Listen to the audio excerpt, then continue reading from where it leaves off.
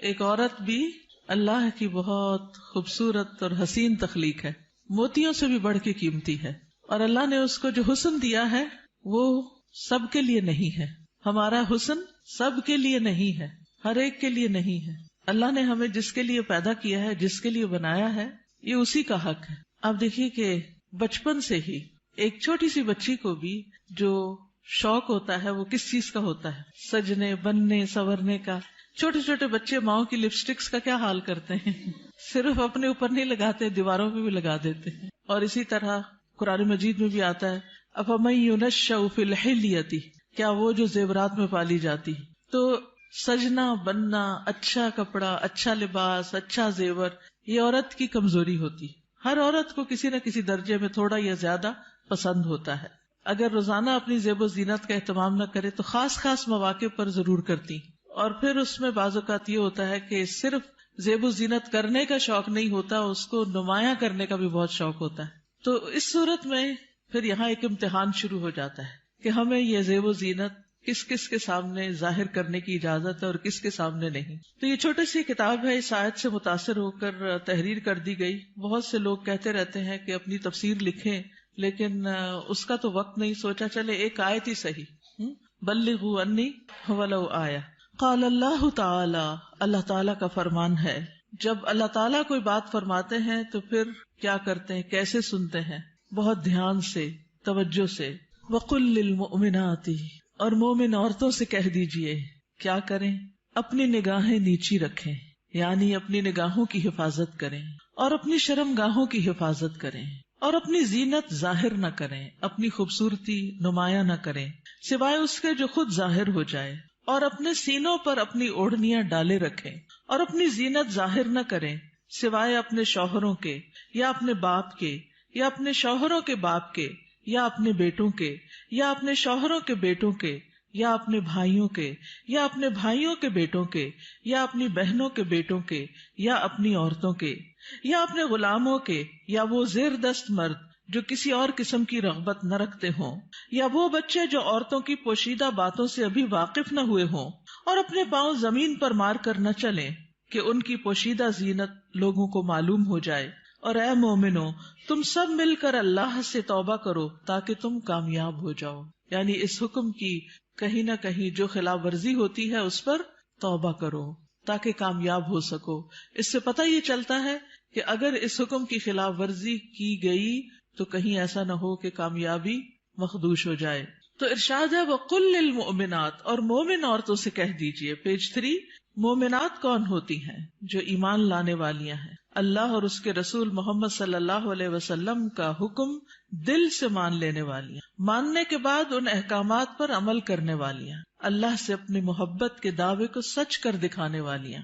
اللہ تعالیٰ کا ارشاد ہے بے شک مسلمان مرد اور مسلمان عورتیں، اور مومن مرد اور مومن عورتیں، اور فرما بردار مرد اور فرما بردار عورتیں، اور سچے مرد اور سچی عورتیں، اور صبر کرنے والے مرد اور صبر کرنے والی عورتیں، اور عاجزی اختیار کرنے والے مرد اور عاجزی اختیار کرنے والی عورتیں، اور صدقہ کرنے والے مرد اور صدقہ کرنے والی عورتیں، اور روزہ دار مرد اور روزہ دار عورتیں، اور اپنی شرمگاہوں کی حفاظت کرنے والے مرد اور حفاظت کرنے والی عورتیں، اور اللہ کا بہت زیادہ ذکر کرنے والے مرد اور ذکر کرنے والی عورتیں.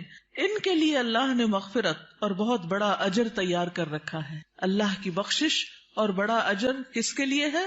ان صفات کے حامل مومن مردوں اور عورتوں کے لیے. تو ارشاد ہے وَقُلْ لِلْمُؤْمِنَاتِ، کیا ارشاد؟ پیج پر يَغْضُضْنَ مِنْ أَبْصَارِهِنَّ، کہ وہ اپنی نگاہیں نیچی رکھیں. کیا مطلب ہے اس کا؟ کہ حرام چیزوں پر نگاہ نہ ڈالیں، نامحرم مردوں کو نگاہ بھر کے نہ دیکھیں، اچانک نظر پڑ جائے تو نظر پھیر لیں، شہوت کی نظر سے نہ دیکھیں، کسی مرد یا کسی عورت کا سطر نہ دیکھیں، یعنی جو حصے چھپا کے رکھنے کے قابل ہیں، فحش تصاویر اور فحش مناظر نہ دیکھیں، ادھر ادھر تانک جھانک نہ کریں. نبی صلی اللہ علیہ وسلم نے فرمایا زنا العین النظر، نظر بازی آنکھوں کا زنا ہے. نبی کریم صلی اللہ علیہ وسلم نے فرمایا تم اپنی طرف سے مجھے 6 چیزوں کی ضمانت دو، میں تمہیں جنت کی ضمانت دوں گا. جب بات کرو تو سچ بولو، جب وعدہ کرو تو پورا کرو، جب تمہارے پاس امانت رکھی جائے تو ادا کرو، اپنی شرمگاہوں کی حفاظت کرو، اپنی نگاہوں کو نیچا رکھو اور اپنے ہاتھوں کو روکے رکھو. تو یہ حکم ہے نگاہیں نیچی رکھنے کا. پھر آیت کے اگلے حصے میں فرمایا وَيَحْفَظْنَ فُرُوجَهُنَّ، اور وہ اپنی شرمگاہوں کی حفاظت کریں، یعنی جسم کے قابل ستر حصے چھپا کر رکھیں. باریک اور تنگ لباس خصوصاً چست پاجامے سطر ڈھانپنے کے تقاضے پورے نہیں کرتے. زنا، بدکاری اور فحاشی سے بچیں. بلا ضرورت اپنے جسم کا کوئی حصہ نہ کھولیں. ہم جنس پرستی سے دور رہیں. جانوروں یا مصنوعی آلات سے جنسی خواہش پوری نہ کریں. پھر فرمایا وَلَا يُبْدِينَ زِينَتَهُنَّ، اور اپنی زینت ظاہر نہ کریں، یعنی جسمانی ساخت اور شکل و صورت کی خوبصورتی کو نمایاں نہ کریں. زینت میں دونوں چیزیں آ جاتی ہیں، جسم کا فگر بھی اور شکل و صورت کی خوبصورتی بھی. پھر مصنوعی اور آرائشی زینت جیسے زیور، لباس یا میک اپ وغیرہ چھپا کر رکھیں نان محرم سے. باریک لباس نہ پہنے. گھر سے نکلتے وقت تیز خوشبو نہ لگائیں کیونکہ وہ بھی زینت کا حصہ ہے. رسول اللہ صلی اللہ علیہ وسلم نے فرمایا 2 قسم کے لوگ جہنمی ہیں جنہیں میں نے نہیں دیکھا. وہ لوگ جن کے پاس بیلوں کی دموں کی طرح کے کوڑے ہوں گے جن سے وہ لوگوں کو مارتے ہوں گے. وہ عورتیں جو لباس پہن کر بھی بے لباس ہوں گی، مائل کرنے والیاں، مائل ہونے والیاں، گویا ان کے سر بختی اونٹ کے کوہان کی مانند ہوں گے، یعنی سر خاص طور پر اوپر، سروں کے اوپر مزید بالوں اور کا جوڑا بنا کے یا اونچے کر کے اس کو اٹھایا ہوا ہو. وہ جنت میں داخل نہ ہوگی اور نہ اس کی خوشبو پائیں گی، حالانکہ اس کی خوشبو اتنی اور اتنی دور سے آتی ہوگی. یہ صحیح مسلم کی روایت ہے. پھر فرمایا الا ما ظہر منہا، سوائے اس کے جو اس میں سے ظاہر ہو جائے. وہ زینت جو خود بخود ظاہر ہو جائے، نہ کہ ظاہر کی جائے، مثلا چادر کا ہوا میں اڑ جانا اور زینت کا کھل جانا. وہ زینت جس کو چھپانا ممکن نہ ہو، جیسے چادر، گاؤن یا اسکارف وغیرہ. جسمانی ساخت میں سے دراز قد یا متناسب جسم ہونا، اس میں بھی ایک اٹریکشن ہوتی ہے، اب یہ چھپائی نہیں جا سکتی. سیدنا ابن مسعود اس کی تفسیر میں فرماتے ہیں کالرداء والثیاب، جیسے چادر اور کپڑے. چادر جو اوپر کی چادر یا گاؤن وغیرہ ہوتا ہے، یا جو کپڑے نیچے سے نظر آ جاتے ہیں. یاد رہے زینت ظاہر ہونے اور زینت ظاہر کرنے میں فرق ہے. ایک وہ ہے جو آپ خود کھول دیتے ہیں اور ایک وہ ہے جو اتفاق سے ہو جاتی ہے. پھر فرمایا وَلْيَضْرِبْنَ بِخُمُرِهِنَّ عَلَى جُيُوبِهِنَّ، اور وہ اپنی اوڑھنیاں اپنے سینوں پہ ڈالے رکھیں. خمار یعنی سر کے کپڑے یا دوپٹے سے خواتین سر، بال، کان، گردن اور سینہ ڈھانپ کر رکھیں، کیونکہ کچھ خواتین جب اسکارف پہنتی ہیں تو اس کو اتنا زیادہ اسٹرولر کی طرح لپیٹنا شروع کر دیتی ہیں کہ وہ بعض اوقات تو گلے کا کچھ حصہ بھی نظر آ رہا ہوتا ہے اور سینہ تو پورا کھل جاتا ہے. بعض ایک پلو اوپر کر کے نقاب بنا لیتی ہے، ان کا آدھا سینہ نظر آ رہا ہوتا ہے، یعنی آدھا ڈھانکا ہوا ہوتا ہے، آدھا نمایاں ہوتا ہے، وہ اور زیادہ اٹریکٹیو ہو جاتا ہے، زیادہ توجہ کھینچنے لگتا ہے. تو اس لیے اللہ کا حکم ہے کہ عورت اپنے سینے کے حسن کو چھپا کر رکھے مردوں سے، کیونکہ یہ مرد کے لیے ایک فتنہ بن جاتا ہے. باریک دوپٹہ جس میں سے بال اور گردن جھلک رہے ہو وہ نہ اوڑھیں. زمانہ جاہلیت میں عورتیں پردے کا اہتمام نہیں کرتی تھیں، بلکہ جب کوئی عورت مردوں کے پاس سے گزرتی تو اپنے سینے کو کھول کے گزرتی. بسا اوقات وہ اپنی گردن، بالوں کی مینڈیاں اور کانوں کی بالیاں تک ننگا کر لیتی تھی. کیا کیا؟ گردن، بالوں کی مینڈیاں اور کانوں کی بالیاں، ان کو نکال لیتی تھی. اب بھی آپ نے دیکھا ہوگا بعض اسکارف اس طرح پہنتے ہیں کہ کانوں کا زیور باہر لٹک رہا ہوتا ہے. لہٰذا اللہ تعالیٰ نے مومن عورتوں کو حکم دیا کہ وہ ایسے مواقع پر پردے کا اہتمام کریں. سیدہ عائشہ فرمایا کرتی تھی جب یہ آیت نازل ہوئی وَلْيَضْرِبْنَ بِخُمُرِهِنَّ عَلَى جُيُوبِهِنَّ، تو ان سب نے اپنے تہ بندوں کو کناروں سے پھاڑ کر ان کی اوڑھنیاں بنا لی. یعنی جو نیچے تہ بند ہوتا ہے نا، جو نیچے پہنتے ہیں شلوار کی طرح، تو انہوں نے کیا کیا کہ اور اگر کپڑا نہیں ملا سر کا اس طرح چادر بنانے والا تو انہوں نے انہی کو ہی ذرا صحیح کر کے، یعنی اس کے کنارے وغیرہ کاٹ کے اس کو چادر کی شکل دے دی. پھر فرمایا وَلَا يُبْدِينَ زِينَتَهُنَّ إِلَّا، اور وہ اپنی زینت ظاہر نہ کریں مگر اپنے شوہروں کے لیے.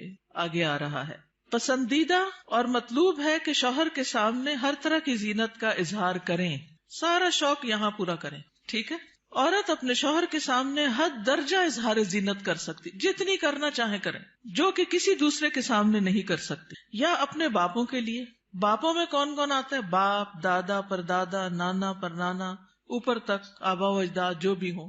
رسول اللہ صلی اللہ علیہ وسلم نے ایک نیک عورت کے بارے میں فرمایا بہترین عورت وہ ہے کہ جب تم اسے دیکھو تو تمہیں خوش کر دے. تو شوہر کس طرح خوش ہوگا؟ جب آپ اچھے کپڑے پہنیں گے، اچھا لباس کے ساتھ اچھا زیب و زینت، زیور، میک اپ وغیرہ میں ہوں گے. لیکن بہت سی خواتین گھر میں تو کھانا پکاتے پکاتے کپڑوں میں اس قدر کھانے کی اسمیل آ جاتی ہے اور کچن میں پسینے سے برا حال ہو جاتا ہے، اور پھر جب شوہر گھر آتا ہے تو اسی حال میں استقبال کرتی، اور پھر جب شوہر کو کھانا وغیرہ دے کے فارغ ہو کے جب اپنی سہیلی یا کہ بازار جانا ہوتا ہے تو نہا دھو کے میک اپ وغیرہ کر کے نکل جاتی ہے، کیونکہ اب شوہر آ گیا گھر میں، وہ بچے سنبھالے گا، ہم ذرا آؤٹنگ پہ جائیں. تو یہ بالکل الٹ ہے اس حکم کے جو ہمیں دیا گیا. فرمایا بہترین عورت وہ ہے کہ جب تم اسے دیکھو تو تمہیں خوش کر دے، جب تم اسے کوئی حکم دو تو تمہاری اطاعت کرے، اور تمہاری غیر موجودگی میں اپنے نفس اور تمہارے مال کی حفاظت کرے. یا اپنے شوہروں کے باپ کے لیے، شوہر کا باپ جیسے سسر، شوہر کا نانا، شوہر کا دادا، شوہر کا پرنانا، شوہر کا پردادا، اوپر تک آباء و اجداد. یا اپنے بیٹوں کے لیے، بیٹوں میں بیٹے، پوتے، پڑپوتے، نواسے، پڑنواسے، نیچے تک سب آ جاتے ہیں. یا اپنے شوہروں کے بیٹوں کے لیے، شوہر کے پوتے، شوہر کے نواسے، نیچے تک، یعنی ستیلے بیٹے بھی. اس میں شوہر کے بیٹے اور ان کے آگے بچوں کے بچے بھی سب آ جاتے ہیں. یا اپنے بھائیوں کے لیے، سگے بھائی، ستیلے بھائی، رضائی بھائی، تینوں اس میں شامل ہیں. یا اپنے بھائیوں کے بیٹوں کے لیے، سگے بھائیوں کی اولاد، ستیلے بھائیوں کی اولاد، رضائی بھائیوں کی اولاد، یعنی بھتیجے، بھتیجوں کے بیٹے، پوتے وغیرہ. یا اپنی بہنوں کے بیٹوں کے لیے، سگی بہنوں کی اولاد، ستیلی بہنوں کی اولاد، رضائی بہنوں کی اولاد، یعنی بھانجے، بھانجوں کے بیٹے، پوتے وغیرہ. یا اپنی عورتوں کے لیے، قابل اعتماد اور باکردار عورتیں.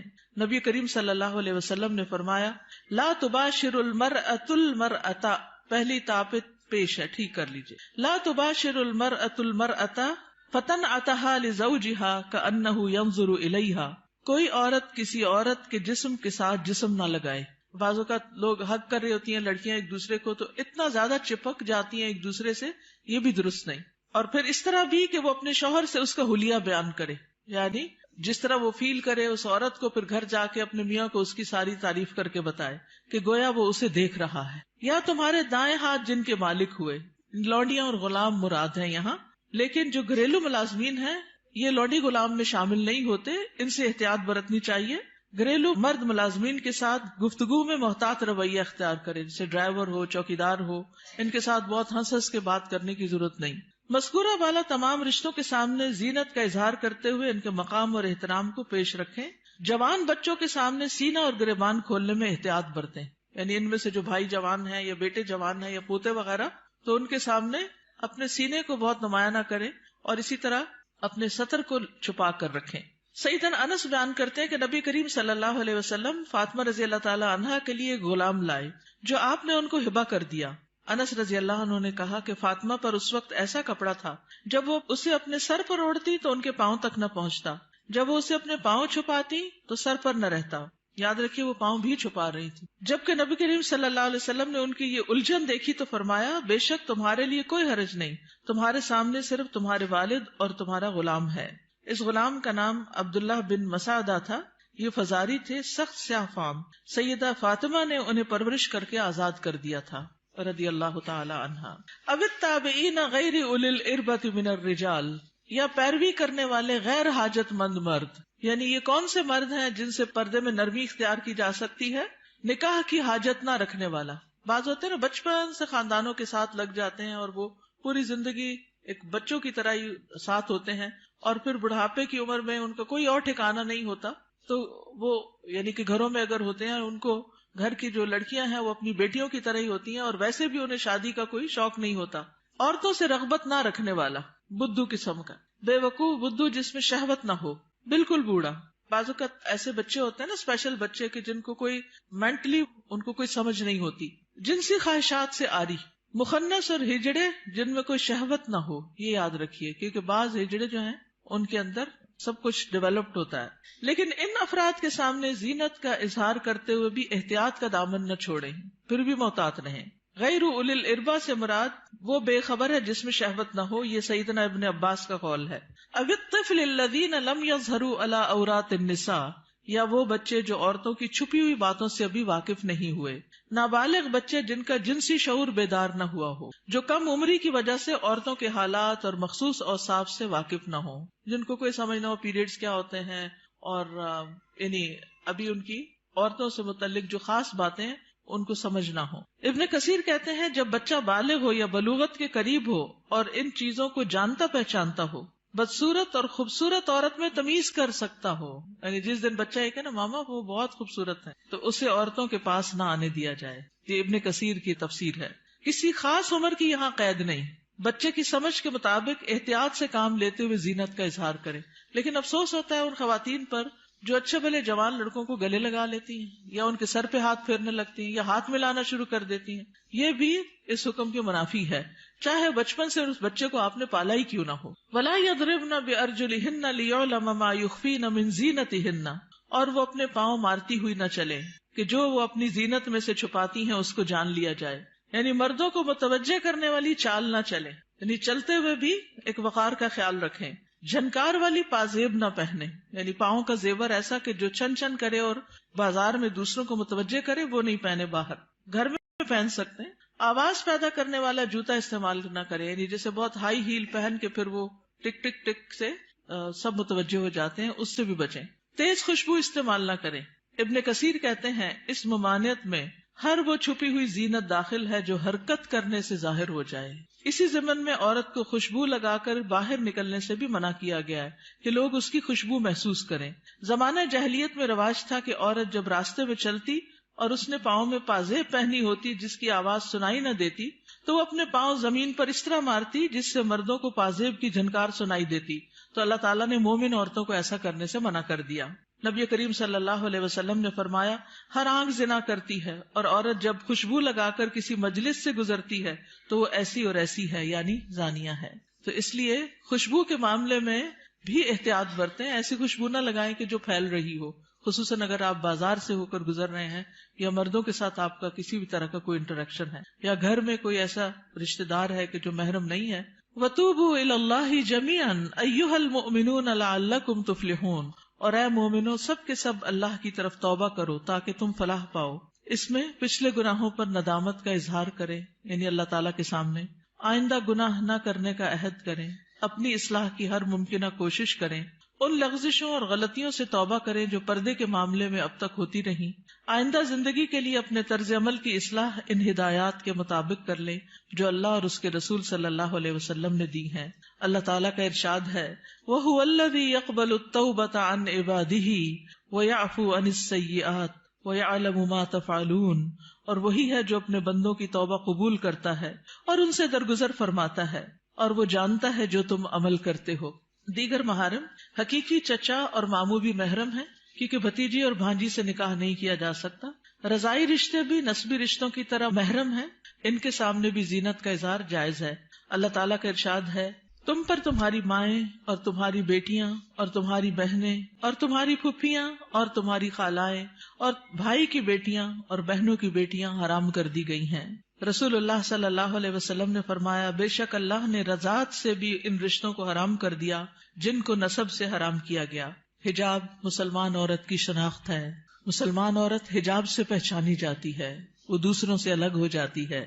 اللہ تعالیٰ کا ارشاد ہے اے نبی اپنی بیویوں اور بیٹیوں اور مومن عورتوں سے کہہ دیجئے، بیویاں بیٹیاں اور مومن عورتیں سب کی سب وہ اپنے چادروں کے پلو اپنے اوپر لٹکا لیا کریں.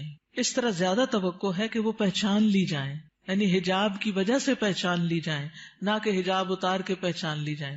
حجاب اتار کے تو ایک عورت عام عورت کی طرح ہی لگے گی نا، تو ایذا نہ دی جائیں. اور اللہ بہت بخشنے والا بے حد رحم کرنے والا ہے. یہ ایذا کون سی ہے؟ سیکشل ہراسمنٹ، کہ جب عورت کسی مرد کو اٹریکٹ کرتی ہے تو پھر وہ اس کے پیچھے آتا ہے اور اس کو نقصان دینا چاہتا ہے. مردوں سے بھی خطاب کیا گیا. نظر اور شرمگاہ کی حفاظت کا حکم صرف عورتوں کے لیے نہیں بلکہ مردوں کے لیے بھی ہے. اللہ تعالیٰ کا ارشاد ہے مومن مردوں سے کہہ دیجئے اپنی نگاہیں نیچی رکھیں اور اپنی شرمگاہوں کی حفاظت کریں، یہ ان کے لیے پاکیزہ تر ہے. بے شک اللہ خبر رکھنے والا ہے اس کی جو وہ کرتے ہیں. یعنی اللہ سبحانہ تعالیٰ کو سب پتا ہے کہ وہ نگاہیں نیچی رکھتے ہیں یا نہیں رکھتے. سیدنا جریر بن عبداللہ سے روایت ہے، وہ کہتے ہیں میں نے رسول اللہ صلی اللہ علیہ وسلم سے اچانک نظر پڑ جانے کے بارے میں سوال کیا تو آپ صلی اللہ علیہ وسلم نے مجھے حکم دیا کہ میں اپنی نظر پھیر لوں، یعنی اگر کسی عورت پر نظر پڑ جائے تو پھر اس کو دوسری طرف پھیر لوں. نظر کی حفاظت دراصل شرمگاہ کی حفاظت ہے. جس نے اپنی نظر کو آزاد چھوڑ دیا اس نے اسے ہلاکت کے گڑھے میں ڈال دیا، اور نظر ہی عام حادثات کی اصل ہے جو انسان کو پہنچتے ہیں. یہ ابن القیم کا قول ہے. نگاہ نیچی رکھنے کے فوائد کیا ہیں؟ یہ بھی ابن القیم کا قول ہے محبت کی حقیقت اور اس کے تقاضے کتاب میں. دل شہوت سے رک جاتا ہے، دل میں نور پیدا ہو جاتا ہے، علم کے راستے کو شادہ ہو جاتے ہیں، دل کو فرحت و خوشی حاصل ہوتی ہے، عقل قوی اور مضبوط ہوتی ہے، دل غم و حسرت سے خلاصی پا لیتا ہے، انسان کی عقل و فراست بڑھتی ہے، دل کو قوت و شجاعت حاصل ہوتی ہے. نگاہ جھکانا جہنم کا دروازہ بند کرنے کا سبب ہے، غفلت کے پردے ہٹتے ہیں. رسول اللہ صلی اللہ علیہ وسلم نے دعا بھی سکھائی، سنن نبی داؤد میں آتی ہے، اللہم انی اعوذ بک من شر سمعی ومن شر بصری ومن شر لسانی ومن شر قلبی ومن شر منی. اے اللہ، بے شک میں اپنی سماعت کے شر سے، اپنی بصارت کے شر سے، اپنی زبان کے شر سے، اپنے دل کے شر سے اور اپنی شرمگاہ کے شر سے تیری پناہ چاہتا ہوں. اپنا جائزہ لیجئے، کیا یہ احکامات میرے لیے ہیں اور کیا ان پر عمل کرنا ضروری ہے؟ کیا میں اپنی نگاہوں اور سطر کی حفاظت کر رہی ہوں؟ کیا میں اپنے خمار یا دوپٹے کو اپنے سینے پر ڈالتی ہوں؟ کیا میں اپنی زینت کو چھپانے کا اہتمام کرتی ہوں؟ یاد رکھیے، ہمارا معاملہ کسی انسان کے ساتھ نہیں، رب العالمین کے ساتھ ہے، جو علم بھی رکھتا ہے اور ہر چیز کے بارے میں باخبر بھی ہے.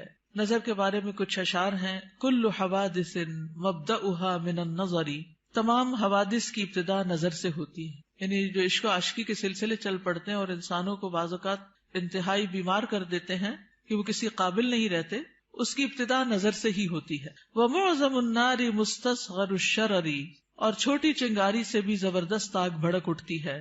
نَظَرٌ فَابْتِسَامَةٌ فَسَلَامٌ، پہلے نظر، پھر مسکراہٹ، پھر سلام. فَكَلَامٌ فَمَوْعِدٌ فَلِقَاءٌ، پھر بات چیت، پھر ملاقات کا وعدہ. اور پھر اس کے بعد اللہ کے حکم کی نافرمانی میں انسان جا پڑتا ہے. اللہ سبحانہ وتعالی ہمیں ایمان عطا کرے، حیا عطا کرے اور اس حکم پر عمل کی توفیق عطا کرے. آخری صفحے پر ہے، رسول اللہ صلی اللہ علیہ وسلم نے فرمایا، حیا ایمان میں سے ہے اور ایمان جنت میں لے جاتا ہے، جبکہ بے حیائی کوڑا کرکٹ ہے اور کوڑا کرکٹ آگ میں جاتا ہے. یہ کتاب آپ کے لیے تحفہ ہے. کیوں تحفہ ہے؟ تاکہ ہم اس پر عمل کریں اور کیا کریں؟ آگے بھی پہنچائیں. صرف اپنے آپ کو بچانا کسی شر سے، کسی نقصان سے کافی نہیں.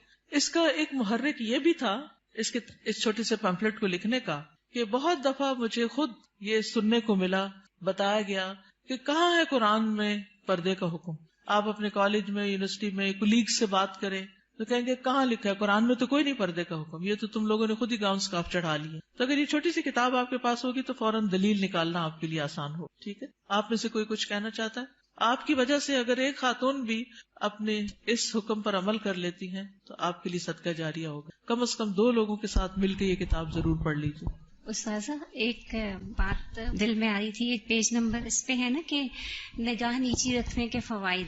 تو جیسے اس میں سارے فوائد لکھے ہوئے ہیں کہ دل میں نور ہوتا ہے اور علم کے راستے کشادہ ہو جاتے ہیں، غم سے چھٹکارا مل جاتا ہے، عقل قوی ہوتی ہے، غفلت کے پردے ہٹتے ہیں، جہنم سے انسان بچ جاتا ہے. تو دیکھیں، ایک راستہ کھول کے نا نظر کو بہکانے والا شیطان نے ہمارے لیے کتنے راستے بند کر، تو اس پہلا جو راستہ ہے اس کو وہی اگر ہم بند کر دیں نا تو ہم پھر آگے انشاءاللہ یہ سارے راستے خود بخود کھل جائیں. بالکل. اور اس میں آپ دیکھیے کہ بہت سی ایسی خواتین کے مسائل، بہت سی لڑکیوں کے مسائل، اچھی بھلی سمجھدار لڑکیوں کے مسائل، اور خصوصاً اب موبائل کی وجہ سے اور ویڈیو چیٹنگ کی وجہ سے جو مسائل پیدا ہو رہے ہیں، اور تصویر کا اتنا فتنہ عام ہے کہ ہر چیز ہی کی تصویر بن بن کے شیئر کی جا رہی ہے، اس کی وجہ سے یہ مسائل اور بھی زیادہ بڑھ گئے ہیں. اور بعض اوقات انسان ایسے فساد میں جا پڑتا ہے کہ جو اس کی عقل پہ بھی پردہ ڈال دیتا ہے، پھر اس میں نہ اپنی عزت کی پرواہ ہوتی ہے، نہ ماں باپ کی، نہ کسی دین کی اور نہ کسی اور کی. تو اس لیے بہت ضروری ہے کہ اس چیز کو عام کیا جائے اور لڑکیوں کو اس فتنے سے بچایا جائے.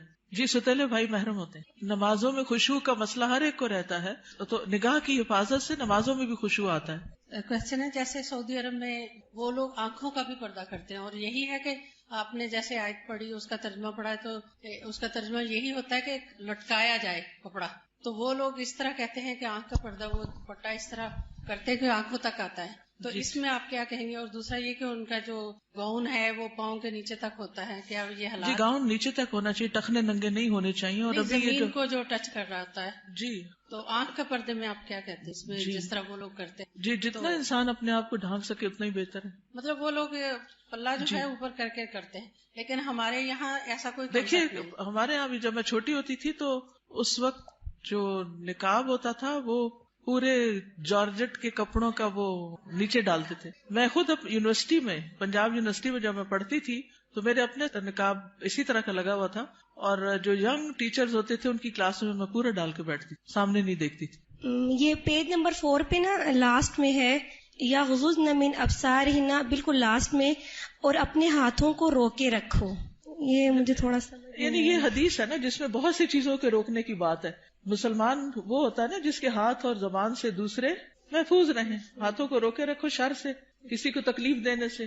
خاص طور پر عورتوں کو سوچنا چاہیے اس موقع پر. چلے آپ نے ہاتھ کا ذکر کر ہی دیا، وہ مائیں اللہ کو کیا حساب دیں گی جو بات بے بات پر اور شوہر سے بھی ناراضگی اور کسی اور کے ساتھ بھی جو انبن ساس کا بھی غصہ سارا بچوں پہ نکالتی، بات بات پہ بچوں کی پٹائی کرتی ہیں. آج ہی ایک بچی نے مجھے تقریباً 7 منٹ کا میسج بھیجا جس میں رو رو کے وہ ذکر کر رہی تھی کہ میں بچپن سے اپنی ماں سے کس طرح پٹتی آ رہی ہوں کہ اگر اس کے ہاتھ میں ڈنڈا ہے تو اس نے ڈنڈا مار دیا، ہتھوڑی ہے تو ہتھوڑی مار دی، دیگچا ہے تو دیگچا مار دیا، اور چھوٹی موٹی گالیاں بھی نہیں. اگر ہم کسی وجہ سے اوپر چڑھ گئے تو کہا طوائف ہو تم بھی کوٹھے پہ بیٹھو گی. اور اس قدر غلیظ لینگویج کہ میں پریشان ہوگی سن کے کہ ہمارے مسلمان معاشرے میں ایسی مائیں بھی ہیں. تو یہ ہے ہاتھوں کو روکنے کا مطلب کہ جس پر ہاتھ چلانے کا بس چلتا ہو اس سے اپنے آپ کو روک کے رکھیں. چھوٹی چھوٹی باتوں میں بال کھینچ دینا، کان مروڑ دینا، ہاتھ مروڑ دینا، دھکا دے دینا، اٹھا کے پٹخا کے بچے کو پھینکنا، اس سب کا حساب دینا ہوگا. یہ ظلم کی بدترین قسم ہے اور اس سے پرہیز کرنا چاہیے. چلیے آج کے دن سیٹرڈے کو ہم فقہ القلوب پڑھتے ہیں اور میرا بالکل دل نہیں چاہتا کہ ہم فقہ القلوب کو چھوڑ دیں، کیونکہ اس کتاب سے میں نے بہت کچھ سیکھا ہے اور یہ بہت زیادہ ایمان کو بڑھانے والی ہے. تو برکت کے لیے تھوڑا سا آپ سب کے ساتھ بھی شیئر کرتی ہوں تاکہ آپ بھی اس کو شروع کر لیں، کیونکہ فقہ القلوب جو ہے وہ قلب سے تعلق رکھتی ہے اور جب تک قلب کی اصلاح نہ ہو تو باقی اعضاء کی ہو نہیں سکتی. پیج 719. کچھ لوگ پچھلے سال آپ میں سے ہمارے ساتھ فقہ القلوب میں شریک ہوتے تھے اور پھر وہ چلے گئے تو ان کا فقہ القلوب بھی چھوٹ گیا. تو میں چاہوں گی کہ وہ دوبارہ سے شروع کر لیں، اور جو ساتھ چلتے رہے وہ تقریباً 100 پیجز تو سال میں میرے خیال ہو ہی گئے ہیں. فالایمان محلہ القلب، تو ایمان کا مقام دل ہے. وَإِذَا دَخَلَ فِيهِ جَاءَ بِكُلِّ خَيْرٍ، جب ایمان دل میں داخل ہو جاتا ہے تو ہر طرح کی خیر لے آتا ہے، پھر خیر پھوٹ پڑتی ہے. وَإِذَا لَمْ يَدْخُلِ الْإِيمَانُ فِي الْقَلْبِ، اور جب ایمان دل میں داخل نہیں ہوتا فَلَا فَائِدَةَ مِنَ الْعَمَلِ مَعَهُ، تو کوئی فائدہ نہیں ہوتا اس کے ساتھ عمل کرنے کا. جب تک ایمان دل میں نہیں عمل بے فائدہ ہے، اوپر اوپر کے کیے ہوئے کام بیکار ہیں. فَالْمُنَافِقُونَ كَانَ إِيمَانُهُمْ بِأَلْسِنَتِهِمْ فَلَمْ يَنْفَعْهُمْ، جیسے منافق تھے تو ان کا ایمان ان کی زبانوں پر تھا تو ان کو اس ایمان نے کچھ فائدہ نہ دیا. وَكَانُوا يُصَلُّونَ مَعَ الْمُسْلِمِينَ، وہ مسلمانوں کے ساتھ نماز پڑھتے تھے. فَلَمْ يَنْفَعْهُمْ ذَلِكَ، تو اس نماز نے ان کو کوئی فائدہ نہیں دیا. بل ہم فی الدرک الاسفل من النار، بلکہ وہ آگ کے سب سے نچلے گڑھے میں ہیں. یقولون بألسنتہم ما لیس فی قلوبہم، وہ اپنی زبانوں سے وہ کہتے ہیں جو ان کے دلوں میں نہیں، یعنی ایمان دلوں میں نہیں اترا. وَلَفْظُ الْإِيمَانِ شَيْءٌ وَصُورَةُ الْإِيمَانِ شَيْءٌ، لفظ ایمان ایک چیز ہے اور صورت ایمان ایک اور چیز ہے. وَعِلْمُ الْإِيمَانِ شَيْءٌ، اور ایمان کا علم ایک اور چیز ہے. تو لفظ، صورت اور علم تینوں الگ الگ ہیں، لیکن حقیقت الایمان شیء اعظم من هذا کلہ، لیکن حقیقت الایمان ان سب سے بڑی چیز ہے. وَكُلُّ شَيْءٍ يُصْنَعُ فِي مَكَانٍ وَمَكَانُ تَجْرِيبِهِ فِي مَكَانٍ آخر كَالسَّيَّارَةِ وَالْقَلَمِ وَنَحْوِهِمَا، ہر چیز بنائی جاتی ہے ایک جگہ پر، یعنی ایک پین کی فیکٹری ہے، ایک کار کی فیکٹری ہے. وَمَكَانُ تَجْرِيبِهِ، اور اس کی جو تجربہ گاہ ہے وہ کسی اور جگہ پر ہے، یعنی وہ چلائی کہیں اور جاتی ہے. كَالسَّيَّارَةِ، جیسے کار بنتی کہاں ہے؟ کار فیکٹری میں، اور چلتی کہاں ہے؟ سڑک پر. قلم بنتا کہاں ہے؟ فیکٹری میں، اور چلتا کہاں ہے؟ کاغذ پر. وَنَحْوِهِمَا، اور اسی طرح. وَكَذَلِكَ عِلْمُ الْإِيمَانِ لَهُ مَكَانٌ، اسی طرح ایمان کے علم کی بھی ایک جگہ ہے.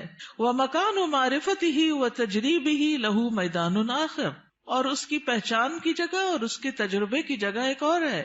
وَذَلِكَ لَا يَتِمُّ وَلَا يَحْصُلُ إِلَّا بِالْمُجَاهَدَةِ وَالتَّضْحِيَةِ بِكُلِّ شَيْءٍ، اور یہ پورا نہیں ہوتا اور حاصل نہیں ہوتا مگر سخت محنت سے اور قربانی سے، جو ہر چیز کی ہوتی ہے، من اجل الحصول علیہ، اس چیز کو حاصل کرنے کے لیے. فَهُوَ أَغْلَى شَيْءٌ فِي الدُّنْيَا وَالْآخِرَةِ، تو وہ دنیا اور آخرت میں سب سے زیادہ قیمتی چیز ہے. وَطَرِيقُ الْإِيمَانِ تَعِبَ فِيهِ آدم، ایمان کا جو راستہ ہے اس میں آدم علیہ السلام بھی تھکے تھے. کیا ہوا تھا ان کے ساتھ جب ان کو امتحان میں ڈالا گیا، تجربہ گاہ میں ڈالا گیا، ٹیسٹ میں ڈالا گیا، تو شیطان نے ان کو ورغلا لیا. وَنَاحَ لِأَجَلِهِ نُوحٌ، اور مورن کیا یا غم کیا اسی کی وجہ سے نوح علیہ السلام نے. وَرُمِيَ فِي النَّارِ الْخَلِيلِ، اور آگ میں پھینکے گئے خلیل اللہ ابراہیم علیہ السلام. وَاسْتَجَعَ لِلذَّبْحِ اسماعیل، اور لیٹے ذبح ہونے کے لیے اسماعیل علیہ السلام. وَبِيعَ وَسُجِنَ یوسف، اور بیچے گئے اور قید کیے گئے یوسف علیہ السلام. وَنُشِرَ بِالْمِنشَارِ زکریا، اور آرے سے چیرے گئے زکریا علیہ السلام. وَذُبِحَ بِالسِّكِّينِ یحییٰ، اور چھری کے ساتھ ذبح کیے گئے یحییٰ علیہ السلام. وَقَاسَ الضُّرُّ ایوب، اور بیماری کو سفر کیا، قاسا کا معنی سفرڈ، الضر بیماری کو ایوب علیہ السلام نے. وَزَادَ فِي الْبُكَاءِ داود، اور کثرت سے روئے داؤد علیہ السلام. وَصَارَ مَعَ الْوَحْشِ عیسیٰ علیہ السلام، اور وحشی کے ساتھ عیسیٰ علیہ السلام چلے. یہ کیا قصہ ہے؟ کہا جاتا ہے کہ عیسیٰ علیہ السلام جب مصر میں تھے اور یوسف النجار ان کے ساتھ تھا، تو آگے دیکھا کہ ایک شیر آ رہا ہے تو وہ ڈر گئے. عیسیٰ علیہ السلام نے کہا کہ تم مجھے شیر کے قریب کر دو اور خود نہیں قریب آنا، خود دور رہو. تو عیسیٰ علیہ السلام شیر کے رستے میں کھڑے ہو گئے. جب شیر آیا تو پوچھا ایھا الوحش، اے وحشی جانور، اس راستے میں کیوں آئے، کیوں کھڑے ہو یہاں؟ کہنے لگا کہ وہ ایک بیل ہے، مجھے اسے پکڑنا ہے. انہوں نے کہا کہ دیکھو وہ تو مساکین کا بیل ہے، اس کو چھوڑ دو، فلاں فلاں جگہ چلے جاؤ، وہاں پر ایک مردہ اونٹ ہے تو اس کو جا کے کھا لو. تو اس طرح عیسیٰ علیہ السلام کے کہنے سے وہ شیر جو تھا وہ وہاں چلا گیا، اور اس شیر نے عیسیٰ علیہ السلام کی بات مان لی. لیکن شیر سے بات کرنا اور شیر کو روکنا نہیں منکر کرنا کوئی آسان کام نہیں تھا. لیکن عیسیٰ علیہ السلام نے اپنے آپ کو خطرے میں ڈال کر مسکینوں کو ان کا بیل دلوا دیا، یعنی ان کا بیل ہلاک نہیں ہوا، ورنہ تو شیر کھا جاتا. تو یہ اسرائیلیات میں سے ہے یہ واقعہ. اس کی صداقت تو اللہ ہی کو معلوم ہے، لیکن ہمیں حدثوا عن بنی اسرائیل ولا حرج کے تحت بیان کر دیا گیا ہے. وعالج الفقر والاذى محمد صلی اللہ علیہ وسلم، اور فقر اور اذیتوں سے، بیماریوں سے، تکلیفوں سے محمد صلی اللہ علیہ وسلم نے ڈیل کیا. عالجہ کا مطلب تھا ڈیل کرنا، he dealt with. وَهَؤُلَاءِ هُمْ شُمُوسُ التَّوْحِيدِ وَالْإِيمَانِ، اور یہ لوگ توحید اور ایمان کے سورج ہیں، شمس کی جمع. وَنُجُومُ الْهُدَى، اور ہدایت کے ستارے. وَجِبَالُ الصَّبْرِ وَالْيَقِينِ، اور صبر اور یقین کے پہاڑ. فَالْإِيمَانُ أَصْلُ الدِّينِ وَقَاعِدَتُهُ، تو ایمان دین کی اصل ہے اور اس کا قاعدہ ہے. الَّتِي يُبْنَى عَلَيْهَا الْبِنَاءُ، جس پر عمارت کی بنیاد رکھی جاتی ہے. فَهُوَ بِمَنزِلَةِ تَسْوِيَةِ الْأَرْضِ وَسَقْيِهَا، اور وہ زمین کو ہموار کرنے اور اسے سیراب کرنے کے برابر ہے. اما الامور الباقیۃ فی الدین، اور جہاں تک دین کے باقی امور کا تعلق ہے، فہی بمنزلۃ الاشجار والحبوب، تو ان کا مقام درختوں اور دانوں کی طرح ہے. التی یمکن زرعها وغرسها فی هذه الارض، جن کو اس زمین میں اگایا اور بویا جا سکتا ہے. فہی تنمو بقدر خصوبۃ الارض، تو وہ اگتے ہیں جتنی زمین زرخیز ہوتی ہے. واستعدادها کما انہا تثمر بقدر الجہود المبذولۃ فی تمہید الارض وسقیها، جس طرح وہ پھل لاتی ہے جتنی اس پہ محنت کی جاتی ہے زمین کو تیار کرنے، ہموار کرنے اور اس کو سیراب کرنے میں. فالایمان هو ارض الدین، کتنا خوبصورت جملہ ہے چھوٹا سا. ایمان دین میں زمین کی طرح ہے. والدعوۃ نبتها وطلعها، اور دعوت دین کیا ہے؟ اس کا پودا اور اس کا خوشہ. والعبادت ثمرتها وزینتها، اور عبادت اس کا پھل اور اس کی خوبصورتی. والعلم یرویها ویسقیها، علم اس پودے کو سیراب کرتا ہے اور اسے ہرا بھرا کرتا ہے. والجنت ورضا الرب غایتها، اور جنت اور رب کی رضا یہ اصل گول ہے، اصل غایت ہے، اصل مقصد ہے. ولا يمكن ان نحصل على حقیقت الایمان الا اذا تيقنا ان جميع المخلوقات في السماوات والارض قویها وضعیفها كالحیۃ المیتۃ. ہم ایمان کی حقیقت کو اس وقت تک نہیں پا سکتے جب تک ہمیں یقین نہ ہو کہ ساری کی ساری مخلوقات، آسمانوں کی اور زمین کی، ان کی مضبوط اور ان کی ضعیف یہ مردہ سانپ کی طرح ہے. لا تنفع ولا تضر، جو نہ فائدہ دے سکتی ہے نہ نقصان. یہ ہے اصل ایمان، ایسا یقین کہ نہ کوئی فائدہ دے سکتا نہ کوئی نقصان دے سکتا ہے، الا باذن اللہ، مگر اللہ کے اذن سے. مردہ سانپ سے تو آپ نہیں ڈرتے نا، تو لوگوں کا ڈر بھی نہیں ہونا چاہیے. لیکن جب ہم لوگوں سے ڈرتے ہیں، یعنی اس سینس میں ڈرتے ہیں کہ اگر میں نے اس کی بات نہ مانی، یہ مجھے کہہ رہا ہے حجاب اتار دو، نہیں مانی تو پھر کیا ہوگا، میرا تو بڑا نقصان ہو جائے گا، یا یہ مجھے جو کہہ رہا ہے میں اسے کر لوں ورنہ مجھے ایسا اور ایسا نقصان ہو جائے گا. تو بہت سے لوگ اللہ کی نافرمانی کے کام جو ہیں وہ صرف لوگوں کے ڈر سے کرتے رہتے ہیں کہ لوگ کیا کہیں گے. تو یاد رکھیے ساری مخلوقات مردہ سانپ کی طرح، یہ جملہ یاد رہے گا. جب یہ یاد رہے گا نا تو پھر اللہ کا حکم ماننا مشکل نہیں رہے گا. ولا تعطی ولا تمنع الا بامر اللہ، نہ یہ دیتی ہیں نہ روکتی ہیں مگر اللہ کے حکم سے. وان کل شیء بید اللہ، اور یہ کہ ہر چیز اللہ کے ہاتھ میں ہے. وان ما سوى اللہ لیس بیدہ شیء، اور اللہ کے علاوہ جو بھی ہے اس کے ہاتھ میں کچھ نہیں. کما قال سبحانہ، جیسا کہ اللہ تعالیٰ کا فرمان ہے، الا لہ الخلق والامر تبارک اللہ رب العالمین. خبردار، اللہ ہی کی ہے مخلوق اور حکم بھی اللہ ہی کا ہے، بہت بابرکت ہے اللہ جو رب ہے سارے جہانوں کا. میں یہ ضرور چاہوں گی کہ آپ اس کتاب کو پڑھیں. اگر آپ کہیں کہ اس کانوکیشن کی کوئی نصیحت ہمیں کر دیں تو میں یہی کہوں گی کہ فقہ القلوب کو شروع سے پڑھنا شروع کر دیں، تو ساری نصیحتیں آپ کو مل جائیں گی. اور یہ دراصل ایمان کو مضبوط کرنے والی کتاب ہے. کیا ہے؟ اور اگر ایمان مضبوط ہو جائے تو کیا ہوتا ہے؟ عمل آسان ہو جاتا ہے، انسان مضبوط ہو جاتا ہے. اور اس میں آپ دیکھیے یہاں پر اگلی جو بات ہے بڑی دلچسپ ہے. وہ کہتے ہیں کہ ایمان کی جو قوت ہے نا وہ دل میں ظاہر ہوتی ہے جیسے ایک بندوق کی گولی ہوتی. تو جب وہ اپنی اصل جگہ پر آ جاتی ہے تو پھر اس سے بہت کچھ ہوتا ہے. اور اگر وہ اپنی اصل جگہ پر نہیں تو کچھ بھی نہیں ہوتا، وہ کہیں بھی پڑی رہتی ہے، ایک شیشے کی گولی ہے بس. تو ایمان جب تک دل میں نہیں آتا، زبان پہ رہتا ہے تو فائدہ نہیں دیتا. تو ایمان کو لانا ہے دل میں، اور دل میں آئے گا علم کے ساتھ، اور علم کے لیے ضروری ہے فقہ القلوب. ٹھیک ہے، جزاکم اللہ خیرن. آخری اعلانات سن لیجئے. وائس کے لیے سمر کورس ہو رہا ہے، فلائر موجود ہے باہر ریسپشن پہ. 7 مئی سے 18 رمضان تک ہے. تعلیم القرآن فار بوائز کا بھی اشتہار آ گیا ہے، نیکسٹ ایئر کا ایڈمیشن شروع ہے. تدبر قرآن کا نیکسٹ کورس جس میں 30ویں پارے کی ترتیل، تجوید، حفظ، ترجمہ، تفسیر، تدبر، گرامر یہ سب شامل ہے. تو آپ کے لیے ابھی موقع ہے کہ آپ ایڈمیشن لے سکیں. اسی طرح یہاں پر تعلیم القرآن ڈپلوما کورس نیکسٹ سیشن مئی کا 1 مئی سے شروع ہو رہا ہے. جو ابھی تک داخلہ نہیں لے پائے، سوچ ہی رہے ہیں، وہ آگے بڑھیں. اسلامی تربیتی کورس، جی ہاں، رمضان کے ساتھ دورہ قرآن کے ساتھ انشاءاللہ 14 مئی سے شروع ہو رہا ہے، 14 مئی سے 26 رمضان تک. اور اس میں دورہ قرآن بھی یہاں ہوگا اور اس کے ساتھ ساتھ اسلامی تربیتی کورس جو ہر سال ہوتا ہے وہ بھی ہوگا. اور پی سی میں بھی انشاءاللہ دورہ قرآن ہوگا، جس کے پیچھے پوری لسٹ ہے کہ کہاں کہاں پنڈی اور اسلام آباد میں دورہ قرآن ہو رہا ہے. تو یہ اشتہار اگر آپ کے پاس ہو تو آپ لوگوں کو دے کر دعوت دے سکتے ہیں کہ وہ ضرور شرکت کریں. سمر کورسز ہیں ہمارے بچے کا پروگرام جہاں پر ہوتا ہے اس میں الفاظ اکیڈمی میں بھی دورہ قرآن ہو رہا ہے.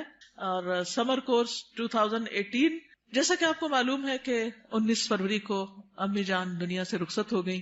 انا للہ و انا الیہ راجعون. اللہ تعالیٰ ان کی بخشش فرمائے. آپ میں سے بہت سی بچیاں جو آج یہاں موجود ہیں وہ ان کو کسی نہ کسی طرح جانتی ہیں. وہ تقریباً ہر تعلیم القرآن میں ایڈمیشن لے لیتی تھیں، پھر ایک دفعہ تعلیم التجوید میں بھی لے لیا انہوں نے، پھر تدبر قرآن کو بھی اٹینڈ کرنا ایز اے لسنر شروع کر دیا.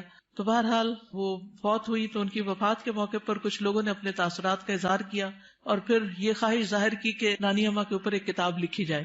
تو الحمدللہ کوثر فیض کو اللہ جزائے خیر دے، اس نے مختصر سے عرصے میں یہ کتاب لکھ لی اور الحمدللہ کتاب چھپ کر آ گئی ہے.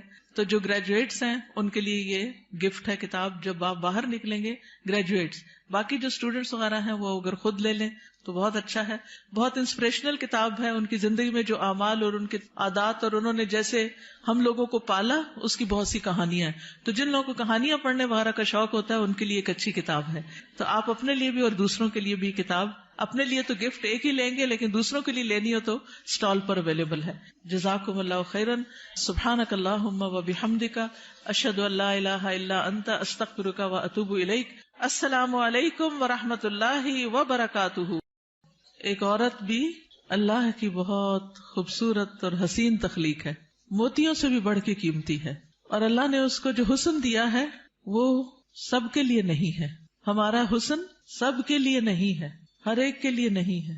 اللہ نے ہمیں جس کے لیے پیدا کیا ہے، جس کے لیے بنایا ہے، یہ اسی کا حق ہے. آپ دیکھیے کہ بچپن سے ہی ایک چھوٹی سی بچی کو بھی جو شوق ہوتا ہے وہ کس چیز کا ہوتا ہے؟ سجنے، بننے، سنورنے کا.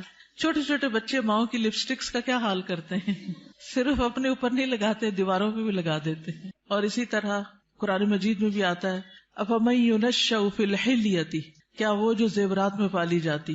تو سجنا، بننا، اچھا کپڑا، اچھا لباس، اچھا زیور، یہ عورت کی کمزوری ہوتی. ہر عورت کو کسی نہ کسی درجے میں تھوڑا یا زیادہ پسند ہوتا ہے. اگر روزانہ اپنی زیب و زینت کا اہتمام نہ کرے تو خاص خاص مواقع پر ضرور کرتی. اور پھر اس میں بعض اوقات یہ ہوتا ہے کہ صرف زیب و زینت کرنے کا شوق نہیں ہوتا، اس کو نمایاں کرنے کا بھی بہت شوق ہوتا ہے. تو اس صورت میں پھر یہاں ایک امتحان شروع ہو جاتا ہے کہ ہمیں یہ زیب و زینت کس کس کے سامنے ظاہر کرنے کی اجازت ہے اور کس کے سامنے نہیں. تو یہ چھوٹی سی کتاب ہے، اس آیت سے متاثر ہو کر تحریر کر دی گئی. بہت سے لوگ کہتے رہتے ہیں کہ اپنی تفسیر لکھیں، لیکن اس کا تو وقت نہیں. سوچا چلے ایک آیت ہی صحیح، بلغوا انی ولو آیہ. قال اللہ تعالی، اللہ تعالیٰ کا فرمان ہے، جب اللہ تعالیٰ کوئی بات فرماتے ہیں تو پھر کیا کرتے ہیں، کیسے سنتے ہیں؟ بہت دھیان سے، توجہ سے. وقل للمؤمنات، اور مومن عورتوں سے کہہ دیجئے کیا کریں؟ اپنی نگاہیں نیچی رکھیں، یعنی اپنی نگاہوں کی حفاظت کریں، اور اپنی شرم گاہوں کی حفاظت کریں، اور اپنی زینت ظاہر نہ کریں، اپنی خوبصورتی نمایاں نہ کریں سوائے اس کے جو خود ظاہر ہو جائے، اور اپنے سینوں پر اپنی اوڑھنیاں ڈالے رکھیں، اور اپنی زینت ظاہر نہ کریں سوائے اپنے شوہروں کے، یا اپنے باپ کے، یا اپنے شوہروں کے باپ کے، یا اپنے بیٹوں کے، یا اپنے شوہروں کے بیٹوں کے، یا اپنے بھائیوں کے، یا اپنے بھائیوں کے بیٹوں کے، یا اپنی بہنوں کے بیٹوں کے، یا اپنی عورتوں کے، یا اپنے غلاموں کے، یا وہ زیر دست مرد جو کسی اور قسم کی رغبت نہ رکھتے ہوں، یا وہ بچے جو عورتوں کی پوشیدہ باتوں سے ابھی واقف نہ ہوئے ہوں، اور اپنے پاؤں زمین پر مار کر نہ چلیں کہ ان کی پوشیدہ زینت لوگوں کو معلوم ہو جائے. اور اے مومنو، تم سب مل کر اللہ سے توبہ کرو تاکہ تم کامیاب ہو جاؤ. یعنی اس حکم کی کہیں نہ کہیں جو خلاف ورزی ہوتی ہے اس پر توبہ کرو تاکہ کامیاب ہو سکو. اس سے پتہ یہ چلتا ہے کہ اگر اس حکم کی خلاف ورزی کی گئی تو کہیں ایسا نہ ہو کہ کامیابی مخدوش ہو جائے. تو ارشاد ہے وَقُلْ لِلْمُؤْمِنَاتِ، اور مومن عورتوں سے کہہ دیجئے. پیج 3. مومنات کون ہوتی ہیں؟ جو ایمان لانے والیاں ہیں، اللہ اور اس کے رسول محمد صلی اللہ علیہ وسلم کا حکم دل سے مان لینے والیاں، ماننے کے بعد ان احکامات پر عمل کرنے والیاں، اللہ سے اپنی محبت کے دعوے کو سچ کر دکھانے والیاں. اللہ تعالیٰ کا ارشاد ہے بے شک مسلمان مرد اور مسلمان عورتیں، اور مومن مرد اور مومن عورتیں، اور فرما بردار مرد اور فرما بردار عورتیں، اور سچے مرد اور سچی عورتیں، اور صبر کرنے والے مرد اور صبر کرنے والی عورتیں، اور عاجزی اختیار کرنے والے مرد اور عاجزی اختیار کرنے والی عورتیں، اور صدقہ کرنے والے مرد اور صدقہ کرنے والی عورتیں، اور روزہ دار مرد اور روزہ دار عورتیں، اور اپنی شرم گاہوں کی حفاظت کرنے والے مرد اور حفاظت کرنے والی عورتیں، اور اللہ کا بہت زیادہ ذکر کرنے والے مرد اور ذکر کرنے والی عورتیں. ان کے لیے اللہ نے مغفرت اور بہت بڑا اجر تیار کر رکھا ہے. اللہ کی بخشش اور بڑا اجر کس کے لیے ہے؟ ان صفات کے حامل مومن مردوں اور عورتوں کے لیے. تو ارشاد ہے وَقُلْ لِلْمُؤْمِنَاتِ، کیا ارشاد؟ پیج پر یغضضن من ابصارہن، کہ وہ اپنی نگاہیں نیچی رکھیں. کیا مطلب ہے اس کا؟ کہ حرام چیزوں پر نگاہ نہ ڈالیں، نامحرم مردوں کو نگاہ بھر کے نہ دیکھیں، اچانک نظر پڑ جائے تو نظر پھیر لیں، شہوت کی نظر سے نہ دیکھیں، کسی مرد یا کسی عورت کا سطر نہ دیکھیں، یعنی جو حصے چھپا کے رکھنے کے قابل ہیں، فحش تصاویر اور فحش مناظر نہ دیکھیں، ادھر ادھر تانک جھانک نہ کریں۔ نبی صلی اللہ علیہ وسلم نے فرمایا، زنا العین النظر، نظر بازی آنکھوں کا زنا ہے۔ نبی کریم صلی اللہ علیہ وسلم نے فرمایا، تم اپنی طرف سے مجھے 6 چیزوں کی ضمانت دو، میں تمہیں جنت کی ضمانت دوں گا۔ جب بات کرو تو سچ بولو، جب وعدہ کرو تو پورا کرو، جب تمہارے پاس امانت رکھی جائے تو ادا کرو، اپنی شرمگاہوں کی حفاظت کرو، اپنی نگاہوں کو نیچا رکھو اور اپنے ہاتھوں کو روکے رکھو۔ تو یہ حکم ہے نگاہیں نیچی رکھنے کا۔ پھر آیت کے اگلے حصے میں فرمایا، وَيَحْفَظْنَ فُرُوجَهُنَّ، اور وہ اپنی شرمگاہوں کی حفاظت کریں، یعنی جسم کے قابل سطر حصے چھپا کر رکھیں۔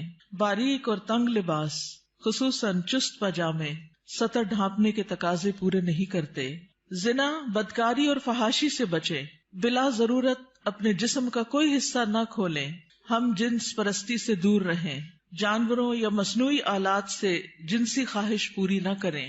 پھر فرمایا، وَلَا يُبْدِينَ زِينَتَهُنَّ، اور اپنی زینت ظاہر نہ کریں، یعنی جسمانی ساخت اور شکل و صورت کی خوبصورتی کو نمایاں نہ کریں۔ زینت میں دونوں چیزیں آ جاتی ہیں، جسم کا فگر بھی اور شکل و صورت کی خوبصورتی بھی۔ پھر مصنوعی اور آرائشی زینت جیسے زیور، لباس یا میک اپ وغیرہ چھپا کر رکھیں، نان محرم سے۔ باریک لباس نہ پہنیں، گھر سے نکلتے وقت تیز خوشبو نہ لگائیں، کیونکہ وہ بھی زینت کا حصہ ہے۔ رسول اللہ صلی اللہ علیہ وسلم نے فرمایا، 2 قسم کے لوگ جہنمی ہیں جنہیں میں نے نہیں دیکھا، وہ لوگ جن کے پاس بیلوں کی دموں کی طرح کے کوڑے ہوں گے جن سے وہ لوگوں کو مارتے ہوں گے، وہ عورتیں جو لباس پہن کر بھی بے لباس ہوں گی، مائل کرنے والیاں، مائل ہونے والیاں، گویا ان کے سر بختی اونٹ کے کوہان کی مانند ہوں گے، یعنی سر خاص طور پر اوپر، سروں کے اوپر مزید بالوں اور کا جوڑا بنا کے یا اونچے کر کے اس کو اٹھایا ہوا ہو۔ وہ جنت میں داخل نہ ہوگی اور نہ اس کی خوشبو پائیں گی، حالانکہ اس کی خوشبو اتنی اور اتنی دور سے آتی ہوگی۔ یہ صحیح مسلم کی روایت ہے۔ پھر فرمایا، الا ما ظہر منہا، سوائے اس کے جو اس میں سے ظاہر ہو جائے، وہ زینت جو خود بخود ظاہر ہو جائے، نہ کہ ظاہر کی جائے، مثلا چادر کا ہوا میں اڑ جانا اور زینت کا کھل جانا، وہ زینت جس کو چھپانا ممکن نہ ہو، جیسے چادر، گاؤن یا اسکارف وغیرہ۔ جسمانی ساخت میں سے دراز قد یا متناسب جسم ہونا، اس میں بھی ایک اٹریکشن ہوتی ہے، اب یہ چھپائی نہیں جا سکتی۔ سیدنا ابن مسعود اس کی تفسیر میں فرماتے ہیں، کالرداء والثیاب، جیسے چادر اور کپڑے۔ چادر جو اوپر کی چادر یا گاؤن وغیرہ ہوتا ہے، یا جو کپڑے نیچے سے نظر آ جاتے ہیں۔ یاد رہے، زینت ظاہر ہونے اور زینت ظاہر کرنے میں فرق ہے۔ ایک وہ ہے جو آپ خود کھول دیتے ہیں، اور ایک وہ ہے جو اتفاق سے ہو جاتی ہے۔ پھر فرمایا، وَلْيَضْرِبْنَ بِخُمُرِهِنَّ عَلَى جُيُوبِهِنَّ، اور وہ اپنی اوڑھنیاں اپنے سینوں پہ ڈالے رکھیں۔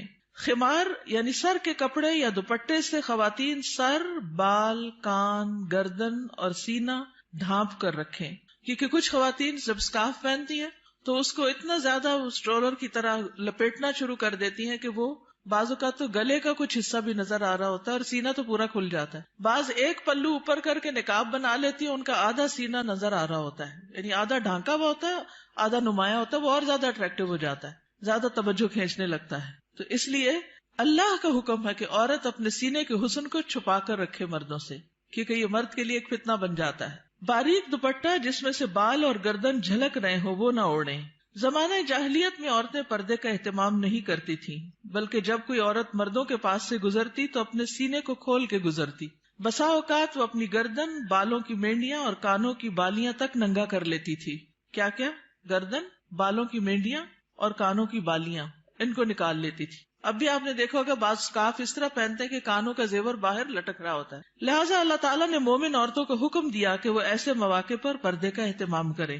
سیدہ عائشہ فرمایا کرتی تھی، جب یہ آیت نازل ہوئی وَلْيَضْرِبْنَ بِخُمُرِهِنَّ عَلَى جُيُوبِهِنَّ، تو ان سب نے اپنے تہہ بندوں کو کناروں سے پھاڑ کر ان کی اوڑھنیاں بنا لی، یعنی جو نیچے تہہ بند ہوتا ہے نا، جو نیچے پہنتے ہیں شلوار کی طرح، تو انہوں نے کیا کیا کہ اور اگر کپڑا نہیں ملا سر کا اس طرح چادر بنانے والا تو انہوں نے انہی کو ہی ذرا صحیح کر کے، یعنی اس کے کنارے وغیرہ کاٹ کے اس کو چادر کی شکل دے دی۔ پھر فرمایا وَلَا يُبْدِينَ زِينَتَهُنَّ إِلَّا، اور وہ اپنی زینت ظاہر نہ کرے مگر اپنے شوہروں کے لیے. آگے آ رہا ہے پسندیدہ اور مطلوب ہے کہ شوہر کے سامنے ہر طرح کی زینت کا اظہار کریں، سارا شوق یہاں پورا کریں. ٹھیک ہے، عورت اپنے شوہر کے سامنے حد درجہ اظہار زینت کر سکتی، جتنی کرنا چاہے کریں، جو کہ کسی دوسرے کے سامنے نہیں کر سکتی. یا اپنے باپوں کے لیے، باپوں میں کون کون آتا ہے؟ باپ، دادا، پردادا، نانا، پرنانا، اوپر تک آبا و اجداد جو بھی ہوں. رسول اللہ صلی اللہ علیہ وسلم نے ایک نیک عورت کے بارے میں فرمایا بہترین عورت وہ ہے کہ جب تم اسے دیکھو تو تمہیں خوش کر دے. تو شوہر کس طرح خوش ہوگا؟ جب آپ اچھے کپڑے پہنیں گے، اچھا لباس کے ساتھ، اچھا زیب و زینت، زیور، میک اپ وغیرہ میں ہوں گے. لیکن بہت سی خواتین گھر میں تو کھانا پکاتے پکاتے کپڑوں میں اس قدر کھانے کی اسمیل آ جاتی ہے اور کچن میں پسینے سے برا حال ہو جاتا ہے، اور پھر جب شوہر گھر آتا ہے تو اسی حال میں استقبال کرتی. اور پھر جب شوہر کو کھانا وغیرہ دے کے فارغ ہو کے جب اپنی سہیلی یا بازار جانا ہوتا ہے تو نہا دھو کے میک اپ وغیرہ کر کے نکل جاتی ہے، کیونکہ اب شوہر آ گیا گھر میں، وہ بچے سنبھالے گا، ہم ذرا آؤٹنگ پہ جائیں. تو یہ بالکل الٹ ہے اس حکم کے جو ہمیں دیا گیا. فرمایا بہترین عورت وہ ہے کہ جب تم اسے دیکھو تو تمہیں خوش کر دے، جب تم اسے کوئی حکم دو تو تمہاری اطاعت کرے، اور تمہاری غیر موجودگی میں اپنے نفس اور تمہارے مال کی حفاظت کرے. یا اپنے شوہروں کے باپ کے لیے، شوہر کا باپ جیسے سسر، شوہر کا نانا، شوہر کا دادا، شوہر کا پرنانا، شوہر کا پردادا، اوپر تک آبا و اجداد. یا اپنے بیٹوں کے لیے، بیٹوں میں بیٹے، پوتے، پڑپوتے، نواسے، پڑنواسے، نیچے تک سب آ جاتے ہیں. یا اپنے شوہروں کے بیٹوں کے لیے، شوہر کے پوتے، شوہر کے نواسے، نیچے تک، یعنی ستیلے بیٹے بھی. اس میں شوہر کے بیٹے اور ان کے آگے بچوں کے بچے بھی سب آ جاتے ہیں. یا اپنے بھائیوں کے لیے، سگے بھائی، ستیلے بھائی، رضائی بھائی، تینوں اس میں شامل ہیں. یا اپنے بھائیوں کے بیٹوں کے لیے، سگے بھائیوں کی اولاد، ستیلے بھائیوں کی اولاد، رضائی بھائیوں کی اولاد، یعنی بھتیجے، بھتیجوں کے بیٹے، پوتے وغیرہ. یا اپنی بہنوں کے بیٹوں کے لیے، سگی بہنوں کی اولاد، ستیلی بہنوں کی اولاد، رضائی بہنوں کی اولاد، یعنی بھانجے، بھانجوں کے بیٹے، پوتے وغیرہ. یا اپنی عورتوں کے لیے، قابل اعتماد اور باکردار عورتیں.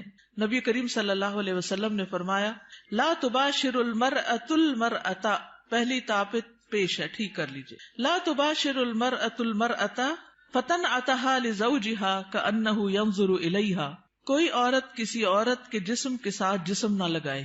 بعض اوقات لوگ حق کر رہی ہوتی ہیں لڑکیاں ایک دوسرے کو، تو اتنا زیادہ چپک جاتی ہیں ایک دوسرے سے، یہ بھی درست نہیں.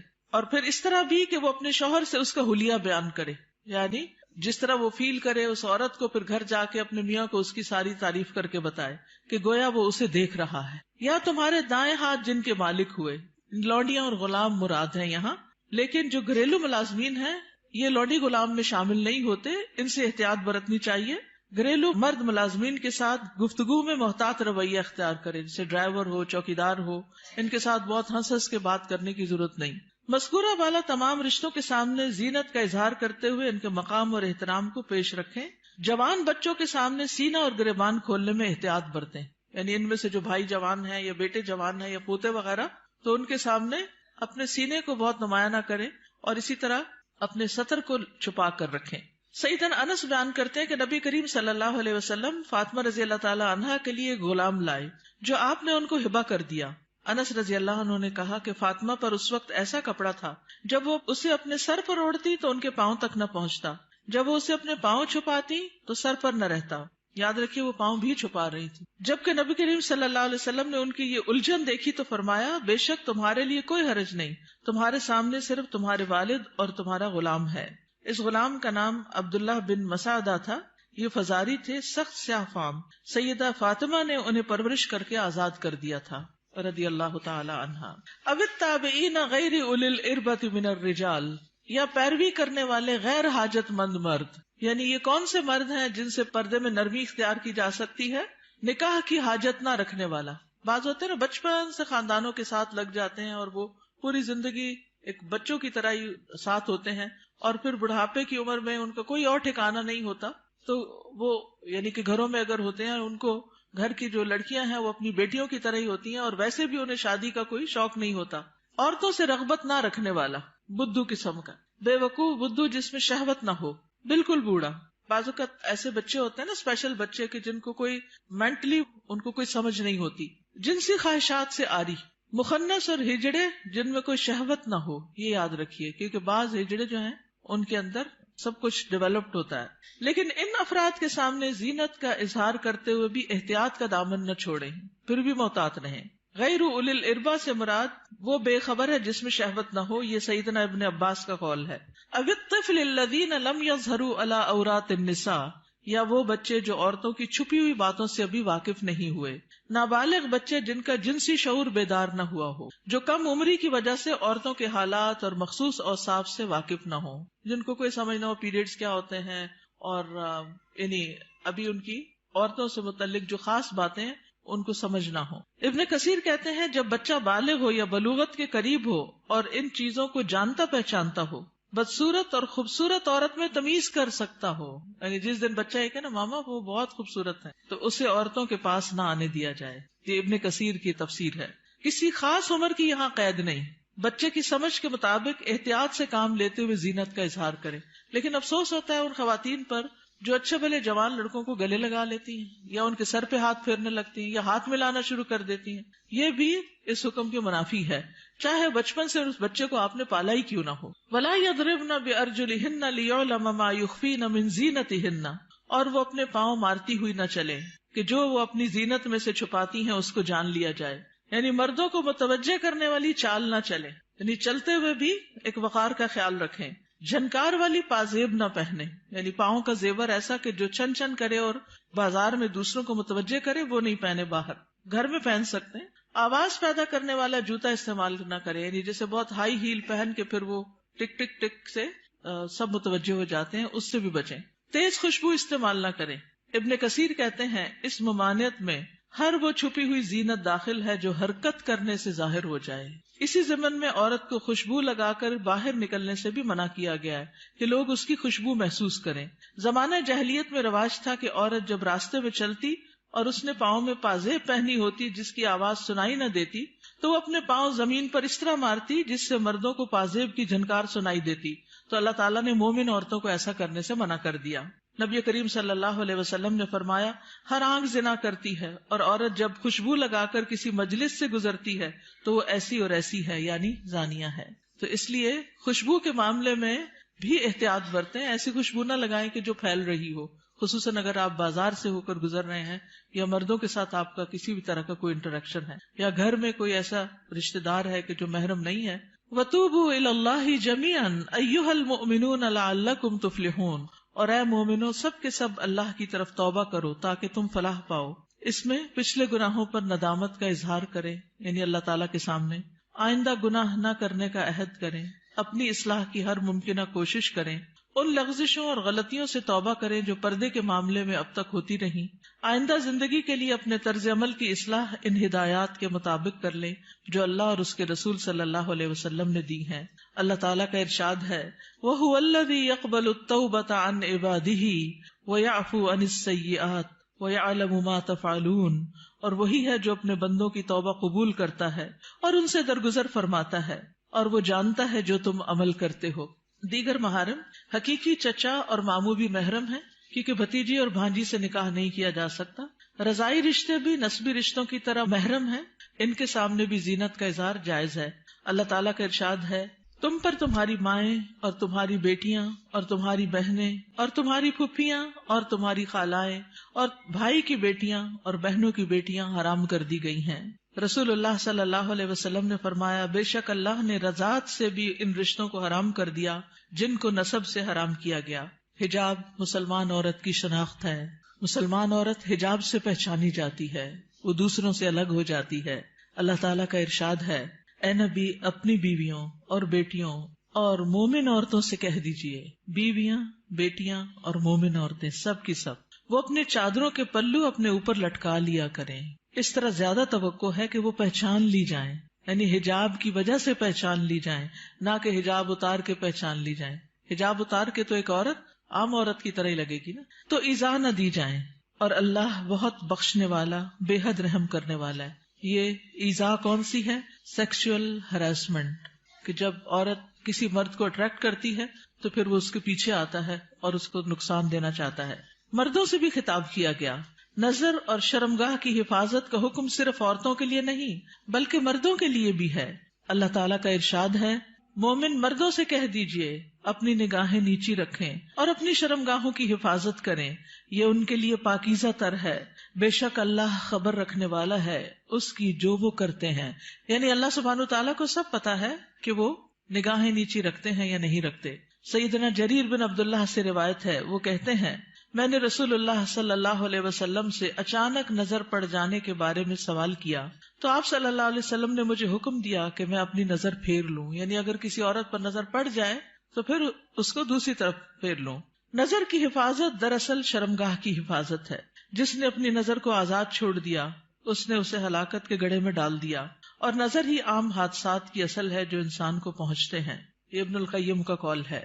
نگاہ نیچی رکھنے کے فوائد کیا ہیں؟ یہ بھی ابن القیم کا قول ہے. محبت کی حقیقت اور اس کے تقاضے کتاب میں دل شہوت سے رک جاتا ہے، دل میں نور پیدا ہو جاتا ہے، علم کے راستے کو شادہ ہو جاتے ہیں، دل کو فرحت و خوشی حاصل ہوتی ہے، عقل قوی اور مضبوط ہوتی ہے، دل غم و حسرت سے خلاصی پا لیتا ہے، انسان کی عقل و فراست بڑھتی ہے، دل کو قوت و شجاعت حاصل ہوتی ہے. نگاہ جھکانا جہنم کا دروازہ بند کرنے کا سبب ہے، غفلت کے پردے ہٹتے ہیں. رسول اللہ صلی اللہ علیہ وسلم نے دعا بھی سکھائی. سنن نبی داؤد میں آتی ہے، اللہم انی اعوذ بک من شر سمعی ومن شر بصری ومن شر لسانی ومن شر قلبی ومن شر منی. اے اللہ، بے شک میں اپنی سماعت کے شر سے، اپنی بصارت کے شر سے، اپنی زبان کے شر سے، اپنے دل کے شر سے اور اپنی شرمگاہ کے شر سے تیری پناہ چاہتا ہوں. اپنا جائزہ لیجئے، کیا یہ احکامات میرے لیے ہیں اور کیا ان پر عمل کرنا ضروری ہے؟ کیا میں اپنی نگاہوں اور سطر کی حفاظت کر رہی ہوں؟ کیا میں اپنے خمار یا دوپٹے کو اپنے سینے پر ڈالتی ہوں؟ کیا میں اپنی زینت کو چھپانے کا اہتمام کرتی ہوں؟ یاد رکھیے ہمارا معاملہ کسی انسان کے ساتھ نہیں، رب العالمین کے ساتھ ہے، جو علم بھی رکھتا ہے اور ہر چیز کے بارے میں باخبر بھی ہے. نظر کے بارے میں کچھ اشعار ہیں. کل حوادث مبدأها من النظر، تمام حوادث کی ابتدا نظر سے ہوتی ہے. یعنی جو عشق و عاشقی کے سلسلے چل پڑتے ہیں اور انسانوں کو بعض اوقات انتہائی بیمار کر دیتے ہیں کہ وہ کسی قابل نہیں رہتے، اس کی ابتدا نظر سے ہی ہوتی ہے. وَمُعْظَمُ النَّارِ مُسْتَصْغَرُ الشَّرَرِ، اور چھوٹی چنگاری سے بھی زبردست آگ بھڑک اٹھتی ہے. نَظَرٌ فَابْتِسَامَةٌ فَسَلَامٌ، پہلے نظر، پھر مسکراہٹ، پھر سلام. فَكَلَامٌ فَمَوْعِدٌ فَلِقَاءٌ، پھر بات چیت، پھر ملاقات کا وعدہ. اور پھر اس کے بعد اللہ کے حکم کی نافرمانی میں انسان جا پڑتا ہے. اللہ سبحانہ تعالی ہمیں ایمان عطا کرے، حیا عطا کرے اور اس حکم پر عمل کی توفیق عطا کرے. آخری صفحے پر ہے، رسول اللہ صلی اللہ علیہ وسلم نے فرمایا، حیا ایمان میں سے ہے اور ایمان جنت میں لے جاتا ہے، جبکہ بے حیائی کوڑا کرکٹ ہے اور کوڑا کرکٹ آگ میں جاتا ہے. یہ کتاب آپ کے لیے تحفہ ہے. کیوں تحفہ ہے؟ تاکہ ہم اس پر عمل کریں اور کیا کریں؟ آگے بھی پہنچائیں. صرف اپنے آپ کو بچانا کسی شر سے، کسی نقصان سے کافی نہیں. اس کا ایک محرک یہ بھی تھا اس چھوٹے سے پمفلٹ کو لکھنے کا کہ بہت دفعہ مجھے خود یہ سننے کو ملا، بتایا گیا کہ کہاں ہے قرآن میں پردے کا حکم. آپ اپنے کالج میں، یونیورسٹی میں کولیگ سے بات کریں تو کہیں گے کہاں لکھا ہے قرآن میں؟ تو کوئی نہیں پردے کا حکم، یہ تو تم لوگوں نے خود ہی گاؤن سکارف چڑھا لی. تو اگر یہ چھوٹی سی کتاب آپ کے پاس ہوگی تو فوراً دلیل نکالنا آپ کے لیے آسان ہو. ٹھیک ہے، آپ میں سے کوئی کچھ کہنا چاہتا ہے؟ آپ کی وجہ سے اگر ایک خاتون بھی اپنے اس حکم پر عمل کر لیتی ہیں تو آپ کے لیے صدقہ جاریہ ہوگا. کم از کم 2 لوگوں کے ساتھ مل کے یہ کتاب ضرور پڑھ لیجیے. استاذہ ایک بات دل میں آ رہی تھی، ایک پیج نمبر اس پہ ہے نا کہ نگاہ نیچی رکھنے کے فوائد. تو جیسے اس میں سارے فوائد لکھے ہوئے ہیں کہ دل میں نور ہوتا ہے اور علم کے راستے کشادہ ہو جاتے ہیں، غم سے چھٹکارا مل جاتا ہے، عقل قوی ہوتی ہے، غفلت کے پردے ہٹتے ہیں، جہنم سے انسان بچ جاتا ہے. تو دیکھیں ایک راستہ کھول کے نا نظر کو بہکانے والا شیطان نے ہمارے لیے کتنے راستے بند کر، تو اس پہلا جو راستہ ہے اس کو وہیں اگر ہم بند کر دیں نا تو ہم پھر آگے انشاءاللہ یہ سارے راستے خود بخود کھل جائیں. بالکل. اور اس میں آپ دیکھیے کہ بہت سی ایسی خواتین کے مسائل، بہت سی لڑکیوں کے مسائل، اچھی بھلی سمجھدار لڑکیوں کے مسائل، اور خصوصاً اب موبائل کی وجہ سے اور ویڈیو چیٹنگ کی وجہ سے جو مسائل پیدا ہو رہے ہیں، اور تصویر کا اتنا فتنہ عام ہے کہ ہر چیز ہی کی تصویر بن بن کے شیئر کی جا رہی ہے، اس کی وجہ سے یہ مسائل اور بھی زیادہ بڑھ گئے ہیں. اور بعض اوقات انسان ایسے فساد میں جا پڑتا ہے کہ جو اس کی عقل پہ بھی پردہ ڈال دیتا ہے، پھر اس میں نہ اپنی عزت کی پرواہ ہوتی ہے، نہ ماں باپ کی، نہ کسی دین کی اور نہ کسی اور کی. تو اس لیے بہت ضروری ہے کہ اس چیز کو عام کیا جائے اور لڑکیوں کو اس فتنے سے بچایا جائے. جی ستیلے بھائی محرم ہوتے ہیں. نمازوں میں خشوع کا مسئلہ ہر ایک کو رہتا ہے، تو نگاہ کی حفاظت سے نمازوں میں بھی خشوع آتا ہے. کوشچن ہے جیسے سعودی عرب میں وہ لوگ آنکھوں کا بھی پردہ کرتے ہیں، اور یہی ہے کہ آپ نے جیسے آیت پڑھی اس کا ترجمہ پڑھا ہے، تو اس کا ترجمہ یہی ہوتا ہے کہ لٹکایا جائے کپڑا. تو وہ لوگ اس طرح کہتے ہیں کہ آنکھ کا پردہ وہ پٹا اس طرح کرتے ہیں کہ آنکھوں تک آتا ہے.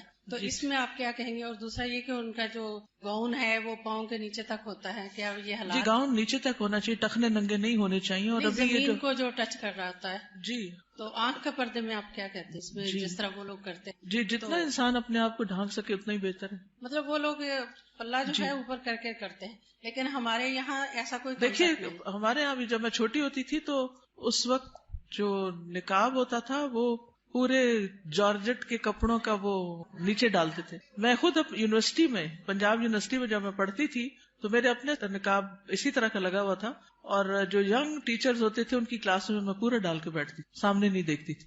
یہ پیج نمبر 4 پہ نا لاسٹ میں ہے، یا غضضن من ابصارہن، بالکل لاسٹ میں، اور اپنے ہاتھوں کو روکے رکھو. یہ مجھے تھوڑا سا یعنی یہ حدیث ہے نا جس میں بہت سی چیزوں کے روکنے کی بات ہے. مسلمان وہ ہوتا ہے نا جس کے ہاتھ اور زبان سے دوسرے محفوظ رہیں. ہاتھوں کو روکے رکھو شر سے، کسی کو تکلیف دینے سے.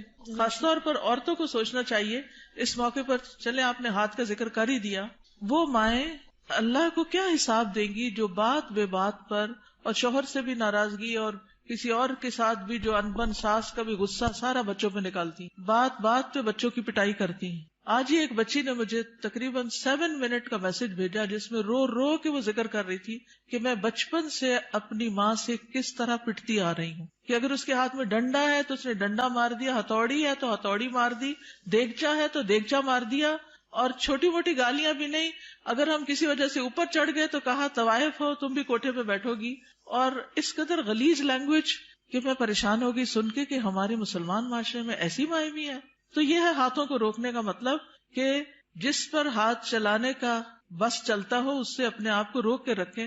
چھوٹی چھوٹی باتوں میں بال کھینچ دینا، کان مروڑ دینا، ہاتھ مروڑ دینا، دھکا دے دینا، اٹھا کے پٹخا کے بچے کو پھینکنا، اس سب کا حساب دینا ہوگا. یہ ظلم کی بدترین قسم ہے اور اس سے پرہیز کرنا چاہیے. چلیے آج کے دن سیٹرڈے کو ہم فقہ القلوب پڑھتے ہیں، اور میرا بالکل دل نہیں چاہتا کہ ہم فقہ القلوب کو چھوڑ دیں، کیونکہ اس کتاب سے میں نے بہت کچھ سیکھا ہے اور یہ بہت زیادہ ایمان کو بڑھانے والی ہے. تو برکت کے لیے تھوڑا سا آپ سب کے ساتھ بھی شیئر کرتی ہوں تاکہ آپ بھی اس کو شروع کر لیں، کیونکہ فقہ القلوب جو ہے وہ قلب سے تعلق رکھتی ہے، اور جب تک قلب کی اصلاح نہ ہو تو باقی اعضاء کی ہو نہیں سکتی. پیج 719. کچھ لوگ پچھلے سال آپ میں سے ہمارے ساتھ فقہ القلوب میں شریک ہوتے تھے اور پھر وہ چلے گئے تو ان کا فقہ القلوب بھی چھوٹ گیا. تو میں چاہوں گی کہ وہ دوبارہ سے شروع کر لیں، اور جو ساتھ چلتے رہے وہ تقریباً 100 پیجز تو سال میں میرے خیال ہو ہی گئے ہیں. فل ایمان محلہ القلب، تو ایمان کا مقام دل ہے. وَإِذَا دَخَلَ فِيهِ جَاءَ بِكُلِّ خَيْرٍ، جب ایمان دل میں داخل ہو جاتا ہے تو ہر طرح کی خیر لے آتا ہے، پھر خیر پھوٹ پڑتی ہے. وَإِذَا لَمْ يَدْخُلِ الْإِيمَانُ فِي الْقَلْبِ، اور جب ایمان دل میں داخل نہیں ہوتا، فَلَا فَائِدَةَ مِنَ الْعَمَلِ مَعَهُ، تو کوئی فائدہ نہیں ہوتا اس کے ساتھ عمل کرنے کا. جب تک ایمان دل میں نہیں، عمل بے فائدہ ہے، اوپر اوپر کے کیے ہوئے کام بیکار ہیں. فَالْمُنَافِقُونَ كَانَ إِيمَانُهُمْ بِأَلْسِنَتِهِمْ فَلَمْ يَنْفَعْهُمْ، جیسے منافق تھے تو ان کا ایمان ان کی زبانوں پر تھا تو ان کو اس ایمان نے کچھ فائدہ نہ دیا. وَكَانُوا يُصَلُّونَ مَعَ الْمُسْلِمِينَ، وہ مسلمانوں کے ساتھ نماز پڑھتے تھے. فَلَمْ يَنْفَعْهُمْ ذَلِكَ، تو اس نماز نے ان کو کوئی فائدہ نہیں دیا. بل ہم فی الدرک الاسفل من النار، بلکہ وہ آگ کے سب سے نچلے گڑھے میں ہیں. یقولون بألسنتہم ما لیس فی قلوبہم، وہ اپنی زبانوں سے وہ کہتے ہیں جو ان کے دلوں میں نہیں، یعنی ایمان دلوں میں نہیں اترا. وَلَفْظُ الْإِيمَانِ شَيْءٌ وَصُورَةُ الْإِيمَانِ شَيْءٌ، لفظ ایمان ایک چیز ہے اور صورت ایمان ایک اور چیز ہے. وَعِلْمُ الْإِيمَانِ شَيْءٌ، اور ایمان کا علم ایک اور چیز ہے. تو لفظ، صورت اور علم تینوں الگ الگ ہیں، لیکن حقیقت الایمان شیء اعظم من ھذا کلہ، لیکن حقیقت الایمان ان سب سے بڑی چیز ہے. وَكُلُّ شَيْءٍ يُصْنَعُ فِي مَكَانٍ وَمَكَانُ تَجْرِيبِهِ فِي مَكَانٍ آخر كَالسَّيَّارَةِ وَالْقَلَمِ وَنَحْوِهِمَا. ہر چیز بنائی جاتی ہے ایک جگہ پر، یعنی ایک پین کی فیکٹری ہے، ایک کار کی فیکٹری ہے. وَمَكَانُ تَجْرِيبِهِ، اور اس کی جو تجربہ گاہ ہے وہ کسی اور جگہ پر ہے، یعنی وہ چلائی کہیں اور جاتی ہے. كَالسَّيَّارَةِ، جیسے کار بنتی کہاں ہے؟ کار فیکٹری میں، اور چلتی کہاں ہے؟ سڑک پر. قلم بنتا کہاں ہے؟ فیکٹری میں، اور چلتا کہاں ہے؟ کاغذ پر. وَنَحْوِهِمَا، اور اسی طرح. وَكَذَلِكَ عِلْمُ الْإِيمَانِ لَهُ مَكَانٌ، اسی طرح ایمان کے علم کی بھی ایک جگہ ہے. وَمَكَانُ مَعْرِفَتِهِ وَتَجْرِيبِهِ لَهُ مَيْدَانٌ آخر، اور اس کی پہچان کی جگہ اور اس کے تجربے کی جگہ ایک اور ہے. وَذَلِكَ لَا يَتِمُّ وَلَا يَحْصُلُ إِلَّا بِالْمُجَاهَدَةِ وَالتَّضْحِيَةِ بِكُلِّ شَيْءٍ، اور یہ پورا نہیں ہوتا اور حاصل نہیں ہوتا مگر سخت محنت سے اور قربانی سے، جو ہر چیز کی ہوتی ہے، من اجل الحصول علیہ، اس چیز کو حاصل کرنے کے لیے. فَهُوَ أَغْلَى شَيْءٌ فِي الدُّنْيَا وَالْآخِرَةِ، تو وہ دنیا اور آخرت میں سب سے زیادہ قیمتی چیز ہے. وَطَرِيقُ الْإِيمَانِ تَعِبَ فِيهِ آدم، ایمان کا جو راستہ ہے اس میں آدم علیہ السلام بھی تھکے تھے. کیا ہوا تھا ان کے ساتھ؟ جب ان کو امتحان میں ڈالا گیا، تجربہ گاہ میں ڈالا گیا، ٹیسٹ میں ڈالا گیا، تو شیطان نے ان کو ورغلا لیا. وَنَاحَ لِأَجَلِهِ نُوحٌ، اور مورن کیا یا غم کیا اسی کی وجہ سے نوح علیہ السلام نے. وَرُمِيَ فِي النَّارِ الْخَلِيلِ، اور آگ میں پھینکے گئے خلیل اللہ ابراہیم علیہ السلام. وَاسْتَجَعَ لِلذَّبْحِ اسماعیل، اور لیٹے ذبح ہونے کے لیے اسماعیل علیہ السلام. وَبِيعَ وَسُجِنَ یوسف، اور بیچے گئے اور قید کیے گئے یوسف علیہ السلام. وَنُشِرَ بِالْمِنشَارِ زکریا، اور آرے سے چیرے گئے زکریا علیہ السلام. وَذُبِحَ بِالسِّكِّينِ یحییٰ، اور چھری کے ساتھ ذبح کیے گئے یحییٰ علیہ السلام. وَقَاسَ الضُّرُّ ایوب، اور بیماری کو سفر کیا، قاسا کا معنی سفرڈ، الضر بیماری کو ایوب علیہ السلام نے. وزاد فی البکاء داود، اور کثرت سے روئے داود علیہ السلام. وسار مع الوحش عیسیٰ علیہ السلام، اور وحشی کے ساتھ عیسیٰ علیہ السلام چلے. یہ کیا قصہ ہے؟ کہا جاتا ہے کہ عیسیٰ علیہ السلام جب مصر میں تھے اور یوسف النجار ان کے ساتھ تھا تو آگے دیکھا کہ ایک شیر آ رہا ہے تو وہ ڈر گئے. عیسیٰ علیہ السلام نے کہا کہ تم مجھے شیر کے قریب کر دو اور خود نہیں قریب آنا، خود دور رہو. تو عیسیٰ علیہ السلام شیر کے رستے میں کھڑے ہو گئے. جب شیر آیا تو پوچھا ایھا الوحش، اے وحشی جانور، اس راستے میں کیوں آئے، کیوں کھڑے ہو یہاں؟ کہنے لگا کہ وہ ایک بیل ہے، مجھے اسے پکڑنا ہے. انہوں نے کہا کہ دیکھو وہ تو مساکین کا بیل ہے، اس کو چھوڑ دو، فلاں فلاں جگہ چلے جاؤ، وہاں پر ایک مردہ اونٹ ہے تو اس کو جا کے کھا لو. تو اس طرح عیسیٰ علیہ السلام کے کہنے سے وہ شیر جو تھا وہ وہاں چلا گیا اور اس شیر نے عیسیٰ علیہ السلام کی بات مان لی. لیکن شیر سے بات کرنا اور شیر کو روکنا نہیں منکر کرنا کوئی آسان کام نہیں تھا. لیکن عیسیٰ علیہ السلام نے اپنے آپ کو خطرے میں ڈال کر مسکینوں کو ان کا بیل دلوا دیا، یعنی ان کا بیل ہلاک نہیں ہوا، ورنہ تو شیر کھا جاتا. تو یہ اسرائیلیات میں سے ہے یہ واقعہ. اس کی صداقت تو اللہ ہی کو معلوم ہے، لیکن ہمیں حدثوا عن بنی اسرائیل ولا حرج کے تحت بیان کر دیا گیا ہے. وعالج الفقر والاذى محمد صلی اللہ علیہ وسلم، اور فقر اور اذیتوں سے، بیماریوں سے، تکلیفوں سے محمد صلی اللہ علیہ وسلم نے ڈیل کیا. عالجہ کا مطلب تھا ڈیل کرنا. He dealt with. وَهَؤُلَاءِ هُمْ شُمُوسُ التَّوْحِيدِ وَالْإِيمَانِ، اور یہ لوگ توحید اور ایمان کے سورج ہیں، شمس کی جمع. وَنُجُومُ الْهُدَى، اور ہدایت کے ستارے. وَجِبَالُ الصَّبْرِ وَالْيَقِينِ، اور صبر اور یقین کے پہاڑ. فَالْإِيمَانُ أَصْلُ الدِّينِ وَقَاعِدَتُهُ، تو ایمان دین کی اصل ہے اور اس کا قاعدہ ہے. الَّتِي يُبْنَى عَلَيْهَا الْبِنَاءُ، جس پر عمارت کی بنیاد رکھی جاتی ہے. فَهُوَ بِمَنزِلَةِ تَسْوِيَةِ الْأَرْضِ وَسَقْيِهَا، اور وہ زمین کو ہموار کرنے اور اسے سیراب کرنے کے برابر ہے. اما الامور الباقیۃ فی الدین، اور جہاں تک دین کے باقی امور کا تعلق ہے، فہی بمنزلۃ الاشجار والحبوب، تو ان کا مقام درختوں اور دانوں کی طرح ہے. التی یمکن زرعها وغرسها فی هذه الارض، جن کو اس زمین میں اگایا اور بویا جا سکتا ہے. فہی تنمو بقدر خصوبۃ الارض، تو وہ اگتے ہیں جتنی زمین زرخیز ہوتی ہے.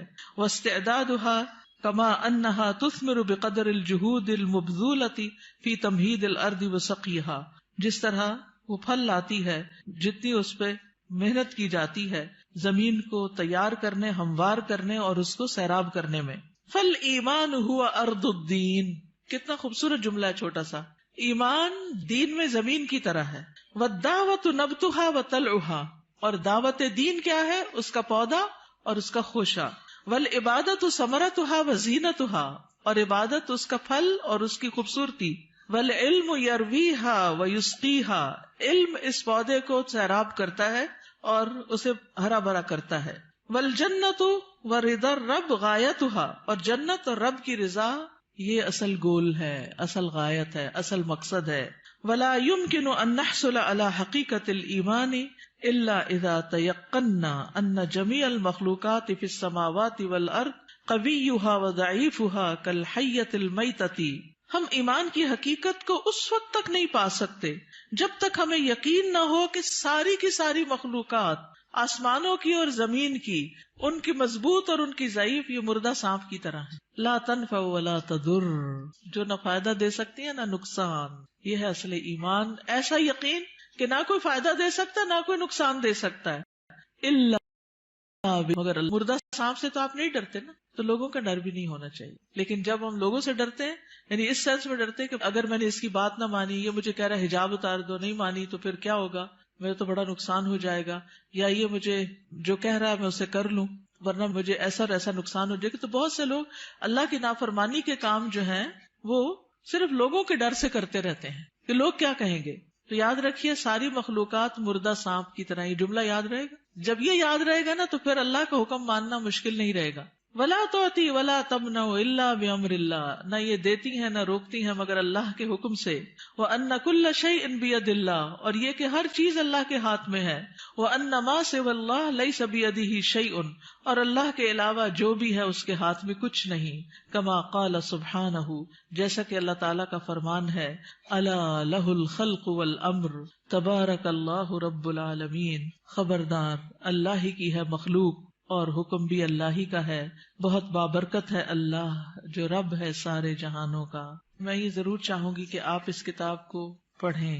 اگر آپ کہنے کہ اس کانوکیشن کی کوئی نصیحت ہمیں کر دیں تو میں یہی کہوں گی کہ فقہ القلوب کو شروع سے پڑھنا شروع کر دیں، تو ساری نصیحتیں آپ کو مل جائیں گی. اور یہ دراصل ایمان کو مضبوط کرنے والی کتاب ہے. کیا ہے؟ اور اگر ایمان مضبوط ہو جائے تو کیا ہوتا ہے؟ عمل آسان ہو جاتا ہے، انسان مضبوط ہو جاتا ہے. اور اس میں آپ دیکھیے یہاں پر اگلی جو بات ہے بڑی دلچسپ ہے. وہ کہتے ہیں کہ ایمان کی جو قوت ہے نا وہ دل میں ظاہر ہوتی ہے جیسے ایک بندوق کی گولی ہوتی. تو جب وہ اپنی اصل جگہ پر آ جاتی ہے تو پھر اس سے بہت کچھ ہوتا ہے.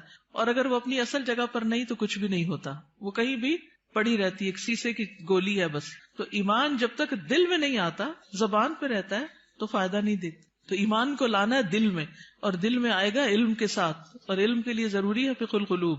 ٹھیک ہے، جزاکم اللہ خیرن. آخری اعلانات سن لیجئے. وائس کے لیے سمر کورس ہو رہا ہے، فلائر موجود ہے ریسپشن پہ. 7 مئی سے 18 رمضان تک ہے. تعلیم القرآن فار بوائز کا بھی اشتہار آ گیا ہے، نیکسٹ ایئر کا ایڈمیشن شروع ہے. تدبر قرآن کا نیکسٹ کورس جس میں 30ویں پارے کی ترتیل، تجوید، حفظ، ترجمہ، تفسیر، تدبر، گرامر یہ سب شامل ہے. تو آپ کے لیے ابھی موقع ہے کہ آپ ایڈمیشن لے سکیں. اسی طرح یہاں پر تعلیم القرآن ڈپلوما کورس نیکسٹ سیشن مئی کا 1 مئی سے شروع ہو رہا ہے. جو ابھی تک داخلہ نہیں لے پائے، سوچ ہی رہے ہیں، وہ آگے بڑھیں. اسلامی تربیتی کورس، جی ہاں، رمضان کے ساتھ دورہ قرآن کے ساتھ انشاءاللہ 14 مئی سے شروع ہو رہا ہے، 14 مئی سے 26 رمضان تک. اور اس میں دورہ قرآن بھی یہاں ہوگا اور اس کے ساتھ ساتھ اسلامی تربیتی کورس جو ہر سال ہوتا ہے وہ بھی ہوگا. اور پی سی میں بھی انشاءاللہ دورہ قرآن ہوگا، جس کے پیچھے پوری لسٹ ہے کہ کہاں کہاں پنڈی اور اسلام آباد میں دورہ قرآن ہو رہا ہے. تو یہ اشتہار اگر آپ کے پاس ہو تو آپ لوگوں کو دے کر دعوت دے سکتے ہیں کہ وہ ضرور شرکت کریں. سمر کورسز ہیں ہمارے بچے کا پروگرام جہاں پر ہوتا ہے اس میں الفاظ اکیڈمی میں بھی دورہ قرآن ہو رہا ہے. اور سمر کورس 2018 جیسا کہ آپ کو معلوم ہے کہ 19 فروری کو امی جان دنیا سے رخصت ہو گئی، انا للہ و انا الیہ راجعون، اللہ تعالیٰ ان کی بخشش فرمائے۔ آپ میں سے بہت سی بچیاں جو آج یہاں موجود ہیں وہ ان کو کسی نہ کسی طرح جانتی ہیں، وہ تقریباً ہر تعلیم القرآن میں ایڈمیشن لے لیتی تھیں، پھر ایک دفعہ تعلیم التجوید میں بھی لے لیا انہوں نے، پھر تدبر قرآن کو بھی اٹینڈ کرنا ایز اے لسنر شروع کر دیا۔ تو بہرحال وہ فوت ہوئی تو ان کی وفات کے موقع پر کچھ لوگوں نے اپنے تاثرات کا اظہار کیا اور پھر یہ خواہش ظاہر کی کہ نانی اماں کے اوپر ایک کتاب لکھی جائے۔ تو الحمدللہ کوثر فیض کو اللہ جزائے خیر دے، اس نے مختصر سے عرصے میں یہ کتاب لکھ لی اور الحمدللہ کتاب چھپ کر آ گئی ہے۔ تو جو گریجویٹس ہیں ان کے لیے یہ گفٹ ہے کتاب، جب آپ باہر نکلیں گے گریجویٹس، باقی جو اسٹوڈینٹس وغیرہ ہیں وہ اگر خود لے لیں تو بہت اچھا ہے۔ بہت انسپریشنل کتاب ہے، ان کی زندگی میں جو اعمال اور ان کے عادات اور انہوں نے جیسے ہم لوگوں کو پالا اس کی بہت سی کہانیاں ہیں۔ تو جن لوگوں کو کہانیاں پڑھنے وغیرہ کا شوق ہوتا ہے ان کے لیے ایک اچھی کتاب ہے۔ تو آپ اپنے لیے بھی اور دوسروں کے لیے بھی کتاب، اپنے لیے تو گفٹ ایک ہی لیں گے لیکن دوسروں کے لیے لینی ہو تو اسٹال پر اویلیبل ہے۔ جزاکم اللہ خیرا، سبحانک اللہم و بحمدک، اشہد ان لا الہ الا انت، استغفرک و اتوب الیک۔ السلام علیکم ورحمۃ اللہ وبرکاتہ۔ ایک عورت بھی اللہ کی بہت خوبصورت اور حسین تخلیق ہے، موتیوں سے بھی بڑھ کے قیمتی ہے، اور اللہ نے اس کو جو حسن دیا ہے وہ سب کے لیے نہیں ہے۔ ہمارا حسن سب کے لیے نہیں ہے، ہر ایک کے لیے نہیں ہے۔ اللہ نے ہمیں جس کے لیے پیدا کیا ہے، جس کے لیے بنایا ہے، یہ اسی کا حق ہے۔ آپ دیکھیے کہ بچپن سے ہی ایک چھوٹی سی بچی کو بھی جو شوق ہوتا ہے وہ کس چیز کا ہوتا ہے؟ سجنے، بننے، سنورنے کا۔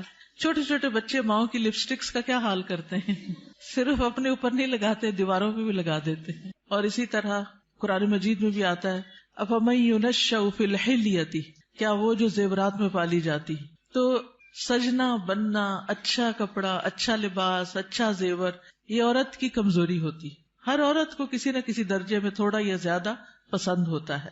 اگر روزانہ اپنی زیب و زینت کا اہتمام نہ کرے تو خاص خاص مواقع پر ضرور کرتی، اور پھر اس میں بعض اوقات یہ ہوتا ہے کہ صرف زیب و زینت کرنے کا شوق نہیں ہوتا، اس کو نمایاں کرنے کا بھی بہت شوق ہوتا ہے۔ تو اس صورت میں پھر یہاں ایک امتحان شروع ہو جاتا ہے کہ ہمیں یہ زیب و زینت کس کس کے سامنے ظاہر کرنے کی اجازت ہے اور کس کے سامنے نہیں۔ تو یہ چھوٹی سی کتاب ہے، اس آیت سے متاثر ہو کر تحریر کر دی گئی۔ بہت سے لوگ کہتے رہتے ہیں کہ اپنی تفسیر لکھیں، لیکن اس کا تو وقت نہیں، سوچا چلے ایک آیت ہی صحیح۔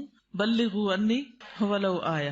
قال اللہ تعالی، اللہ تعالیٰ کا فرمان ہے، جب اللہ تعالیٰ کوئی بات فرماتے ہیں تو پھر کیا کرتے ہیں، کیسے سنتے ہیں؟ بہت دھیان سے، توجہ سے۔ وقل للمؤمنات، اور مومن عورتوں سے کہہ دیجئے کیا کریں؟ اپنی نگاہیں نیچی رکھیں، یعنی اپنی نگاہوں کی حفاظت کریں، اور اپنی شرم گاہوں کی حفاظت کریں، اور اپنی زینت ظاہر نہ کریں، اپنی خوبصورتی نمایاں نہ کریں سوائے اس کے جو خود ظاہر ہو جائے، اور اپنے سینوں پر اپنی اوڑھنیاں ڈالے رکھیں، اور اپنی زینت ظاہر نہ کریں سوائے اپنے شوہروں کے، یا اپنے باپ کے، یا اپنے شوہروں کے باپ کے، یا اپنے بیٹوں کے، یا اپنے شوہروں کے بیٹوں کے، یا اپنے بھائیوں کے، یا اپنے بھائیوں کے بیٹوں کے، یا اپنی بہنوں کے بیٹوں کے، یا اپنی عورتوں کے، یا اپنے غلاموں کے، یا وہ زیر دست مرد جو کسی اور قسم کی رغبت نہ رکھتے ہوں، یا وہ بچے جو عورتوں کی پوشیدہ باتوں سے ابھی واقف نہ ہوئے ہوں، اور اپنے پاؤں زمین پر مار کر نہ چلیں، پوشیدہ زینت لوگوں کو معلوم ہو جائے۔ اور اے مومنو، تم سب مل کر اللہ سے توبہ کرو تاکہ تم کامیاب ہو جاؤ۔ یعنی اس حکم کی کہیں نہ کہیں جو خلاف ورزی ہوتی ہے اس پر توبہ کرو تاکہ کامیاب ہو سکو۔ اس سے پتہ یہ چلتا ہے کہ اگر اس حکم کی خلاف ورزی کی گئی کہیں ایسا نہ ہو کہ کامیابی مخدوش ہو جائے۔ تو ارشاد ہے وَقُلْ لِلْمُؤْمِنَاتِ، اسے کہہ دیجئے، پیج 3 ہوتی ہیں جو ایمان لانے والی ہیں کہ رسول محمد صلی اللہ علیہ وسلم کا حکم دل سے مان لینے والی ہیں، ماننے کے بعد بات پر عمل کرنے والی ہیں، اللہ سے اپنی محبت کے دعوے کو سچ کر دکھانے والی ہیں۔ اللہ تعالیٰ کا ارشاد ہے، بے شک مسلمان مرد اور مسلمان عورتیں اور مومن مرد اور مومن عورتیں اور فرما بردار مرد اور فرما بردار عورتیں اور سچے مرد اور سچی عورتیں اور صبر کرنے والی عورتیں اور عاجزی اختیار کرنے والے مرد اور عاجزی عورتیں اور صدقہ کرنے والے مرد اور صدقے اور روزہ دار مرد اور روزہ دار عورتیں اور اپنی شرمگاہوں کی حفاظت کرنے والے مرد اور حفاظت کرنے والی عورتیں اور اللہ کا بہت زیادہ ذکر کرنے والے مرد اور ذکر کرنے والی عورتیں، اللہ نے مغفرت اور بہت بڑا اجر تیار کر رکھا ہے اور کے لیے ہے ان صفات کے حامل مومن مردوں. اور تو ارشاد ہے وَقُلْ لِلْمُؤْمِنَاتِ، کیا ارشاد؟ پیج پر یغضضن من ابصارہن، کہ وہ اپنی نگاہیں نیچی رکھیں. کیا مطلب ہے اس کا؟ کہ حرام ڈالیں یا عورت کا سے فحش میں یہاں کلمنی آنکھوں کی زبان. جب بات کرو تو سچ بولو، جب وعدہ کرو تو پورا کرو، جب تمہارے پاس امانت رکھی جائے تو ادا کرو، اپنی شرمگاہوں کی حفاظت کرو، اپنی نگاہوں کو نیچا رکھو اور اپنے ہاتھوں کو روکے رکھو. تو یہ حکم ہے نگاہیں نیچی رکھنے کا. پھر آیت کے اگلے حصے میں فرمایا وَيَحْفَظْنَ فُرُوجَهُنَّ، اور وہ اپنی شرمگاہوں کی حفاظت کریں، یعنی جسم کے قابل ستر حصے چھپا کر رکھیں. باریک اور تنگ لباس خصوصاً چست پاجامے سطر ڈھانپنے کے تقاضے پورے نہیں کرتے. زنا، بدکاری اور فحاشی سے بچیں. بلا ضرورت اپنے جسم کا کوئی حصہ نہ کھولیں. ہم جنس پرستی سے دور رہیں. جانوروں یا مصنوعی آلات سے جنسی کریں. پھر فرمایا وَلَا يُبْدِينَ زِينَتَهُنَّ، اور اپنی زینت ظاہر نہ کریں، یعنی جسمانی ساخت اور شکل و صورت کی خوبصورتی کو نمایاں نہ کریں. زینت میں دونوں چیزیں آ جاتی ہیں، جسم کا فکر اور شکل و صورت کی خوبصورتی. اور آرائشی زینت جیسے زیور، لباس یا میک اپ وغیرہ چھپا کر رکھیں. نان سے باریک لباس نہ پہنے. گھر سے نکلتے وقت تیز خوشبو نہ لگائیں کیونکہ وہ بھی زینت کا حصہ ہے. رسول اللہ صلی اللہ علیہ وسلم نے فرمایا 2 قسم کے لوگ جہنمی ہیں جنہیں میں نے نہیں دیکھا. پاس بیلوں کی دموں کی جن سے وہ لوگوں کو مارتے ہوں گے. وہ عورتیں بھی بے لباس ہوں گی، مائل کرنے والیاں، مائل ہونے والیاں، گویا ان کے سر بختی اونٹ کے کوہان کی مانند ہو، خاص طور پر اوپر سروں کے اوپر مزید بالوں بنا کے یا اونچے کر کے اس کو اٹھایا ہوا ہو. وہ ہوگی اور نہ اس کی خوشبو پائیں گی، حالانکہ اس کی خوشبو اتنی اور اتنی دور سے آتی ہوگی. یہ صحیح مسلم کی روایت ہے. پھر فرمایا الا ما ظہر منہا، سوائے اس کے جو اس میں سے ظاہر ہو جائے. وہ زینت جو خود بخود ظاہر ہو جائے، نہ کہ ظاہر کی جائے، مثلا جانا اور زینت کا کھل جانا. وہ زینت جس کو چھپانا ممکن نہ ہو، جیسے چادر، گاؤں. جسمانی ساخت میں سے دراز قد یا متناسب جسم ہونا، اس میں بھی ایک اٹریکشن ہوتی ہے، اب یہ چھپائی نہیں جا سکتی. سیدنا ابن مسعود اس کی تفسیر میں فرماتے ہیں کر رداء و چادر اور کپڑے. چادر جو اوپر کی چادر یا گاؤن وغیرہ ہوتا ہے، یا جو کپڑے نیچے سے نظر آ جاتے ہیں. یاد رہے زینت ظاہر ہونے ظاہر کرنے میں فرق ہے.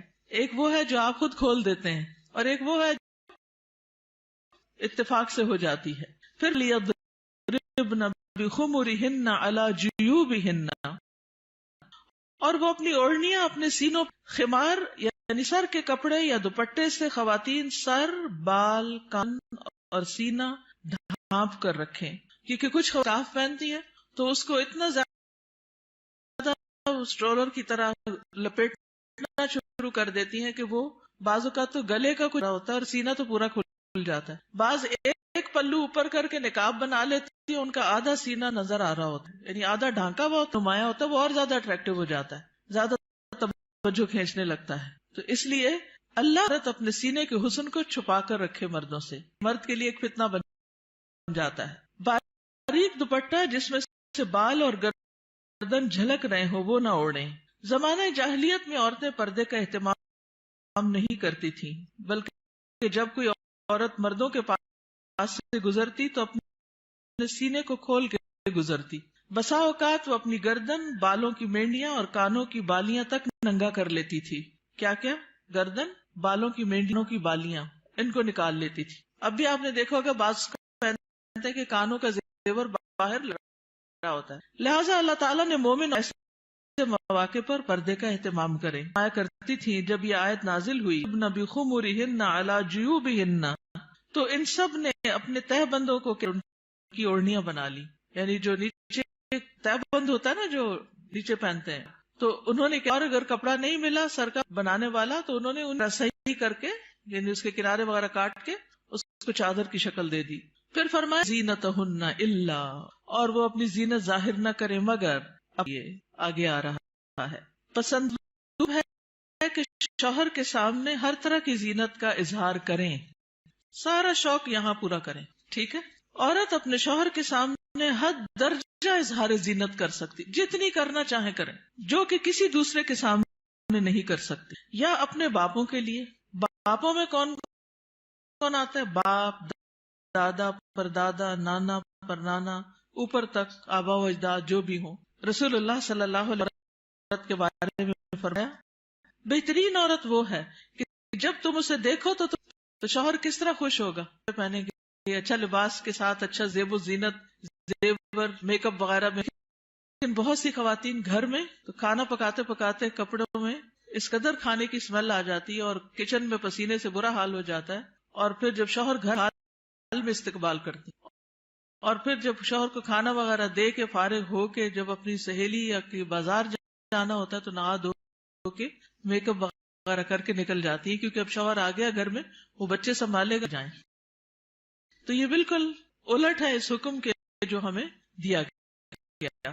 فرمایا بہترین عورت وہ ہے کہ جب تم اسے دیکھو تو تمہیں خوش کر دے، جب تم اسے کوئی حکم دو تو تمہاری اطاعت کرے، اور تمہاری غیر موجودگی میں اپنے نفس اور تمہارے مال کی حفاظت کرے. یا اپنے شوہروں کے باپ کے لیے، شوہر کا باپ جیسے سسر، شوہر کا نانا، شوہر کا دادا، شوہر کا پرنانا، شوہر کا پردادا، اوپر تک آبا و اجداد. یا اپنے بیٹوں کے لیے، بیٹے، پوتے، پڑپوتے، نواسے، پڑنواسے، نیچے تک سب. اپنے شوہروں کے بیٹوں کے لیے، شوہر کے پاس سے نیچے تک، یعنی ستیلے بیٹے بھی، اس میں شوہر کے اور کے بچے بھی سب آ جاتے ہیں. یا اپنے بھائیوں کے لیے، ستیلے تینوں اس میں شامل. اپنے بھائی کے لیے، بھائیوں کی اولاد، رضائی بہن بیٹوں کے لیے کی اولاد، رضائی بہنوں بھائی بیٹے. یا اپنی عورتوں کے لیے، قابل اعتماد اور بردار عورتیں. اللہ علیہ وسلم نے فرمایا شر المرأة، پہلی طاقت کر لی، شر المرأة فتن کا الیہا، کسی اور ساتھ وقت کر رہی ہوتی ہیں، اتنا زیادہ چپک جاتی ہیں ایک دوسرے سے، یہ بھی درست نہیں.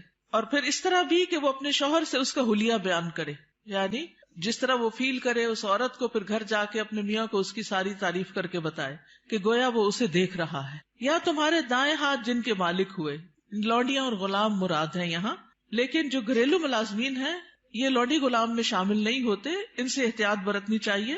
گھریلو مرد ملازمین کے ساتھ گفتگو میں محتاط رویہ اختیار کرے، جیسے ڈرائیور ہو، چوکیدار ہو، ان کے ساتھ بہت ہنس ہنس کے بات کرنے کی ضرورت نہیں. مذکورہ والا تمام رشتوں کے سامنے زینت کا اظہار کرتے ان کے مقام اور احترام کو پیش رکھیں. جوان بچوں کے سامنے سینہ اور گریبان کھولنے میں احتیاط برتیں، یعنی ان میں سے جو بھائی جوان ہیں یا بیٹے جوان ہیں یا پوتے وغیرہ، تو ان کے سامنے اپنے سینے کو بہت نمایاں نہ کریں، اور اسی طرح اپنے سطر کو چھپا کر رکھیں. سیدنا انس بیان کرتے ہیں کہ نبی کریم صلی اللہ علیہ وسلم فاطمہ رضی اللہ تعالی عنہا کے لیے غلام لائے جو آپ نے ان کو ہبہ کر دیا.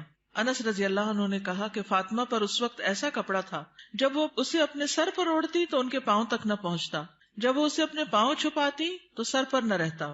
یاد رکھیے وہ پاؤں بھی چھپا رہی تھی. جبکہ نبی کریم صلی اللہ علیہ وسلم نے ان کی یہ الجھن دیکھی تو فرمایا بے شک تمہارے لیے کوئی حرج نہیں، تمہارے سامنے صرف تمہارے والد اور تمہارا غلام ہے. اس غلام کا نام عبداللہ بن مسعدہ تھا. یہ فزاری تھے، سخت سیاہ فام. سیدہ فاطمہ نے انہیں پرورش کر کے آزاد کر دیا تھا رضی اللہ تعالی عنہا. اب التابعین غیر اولی الاربۃ من الرجال، یا پیروی کرنے والے غیر حاجت مند مرد، یعنی یہ کون سے مرد ہیں جن سے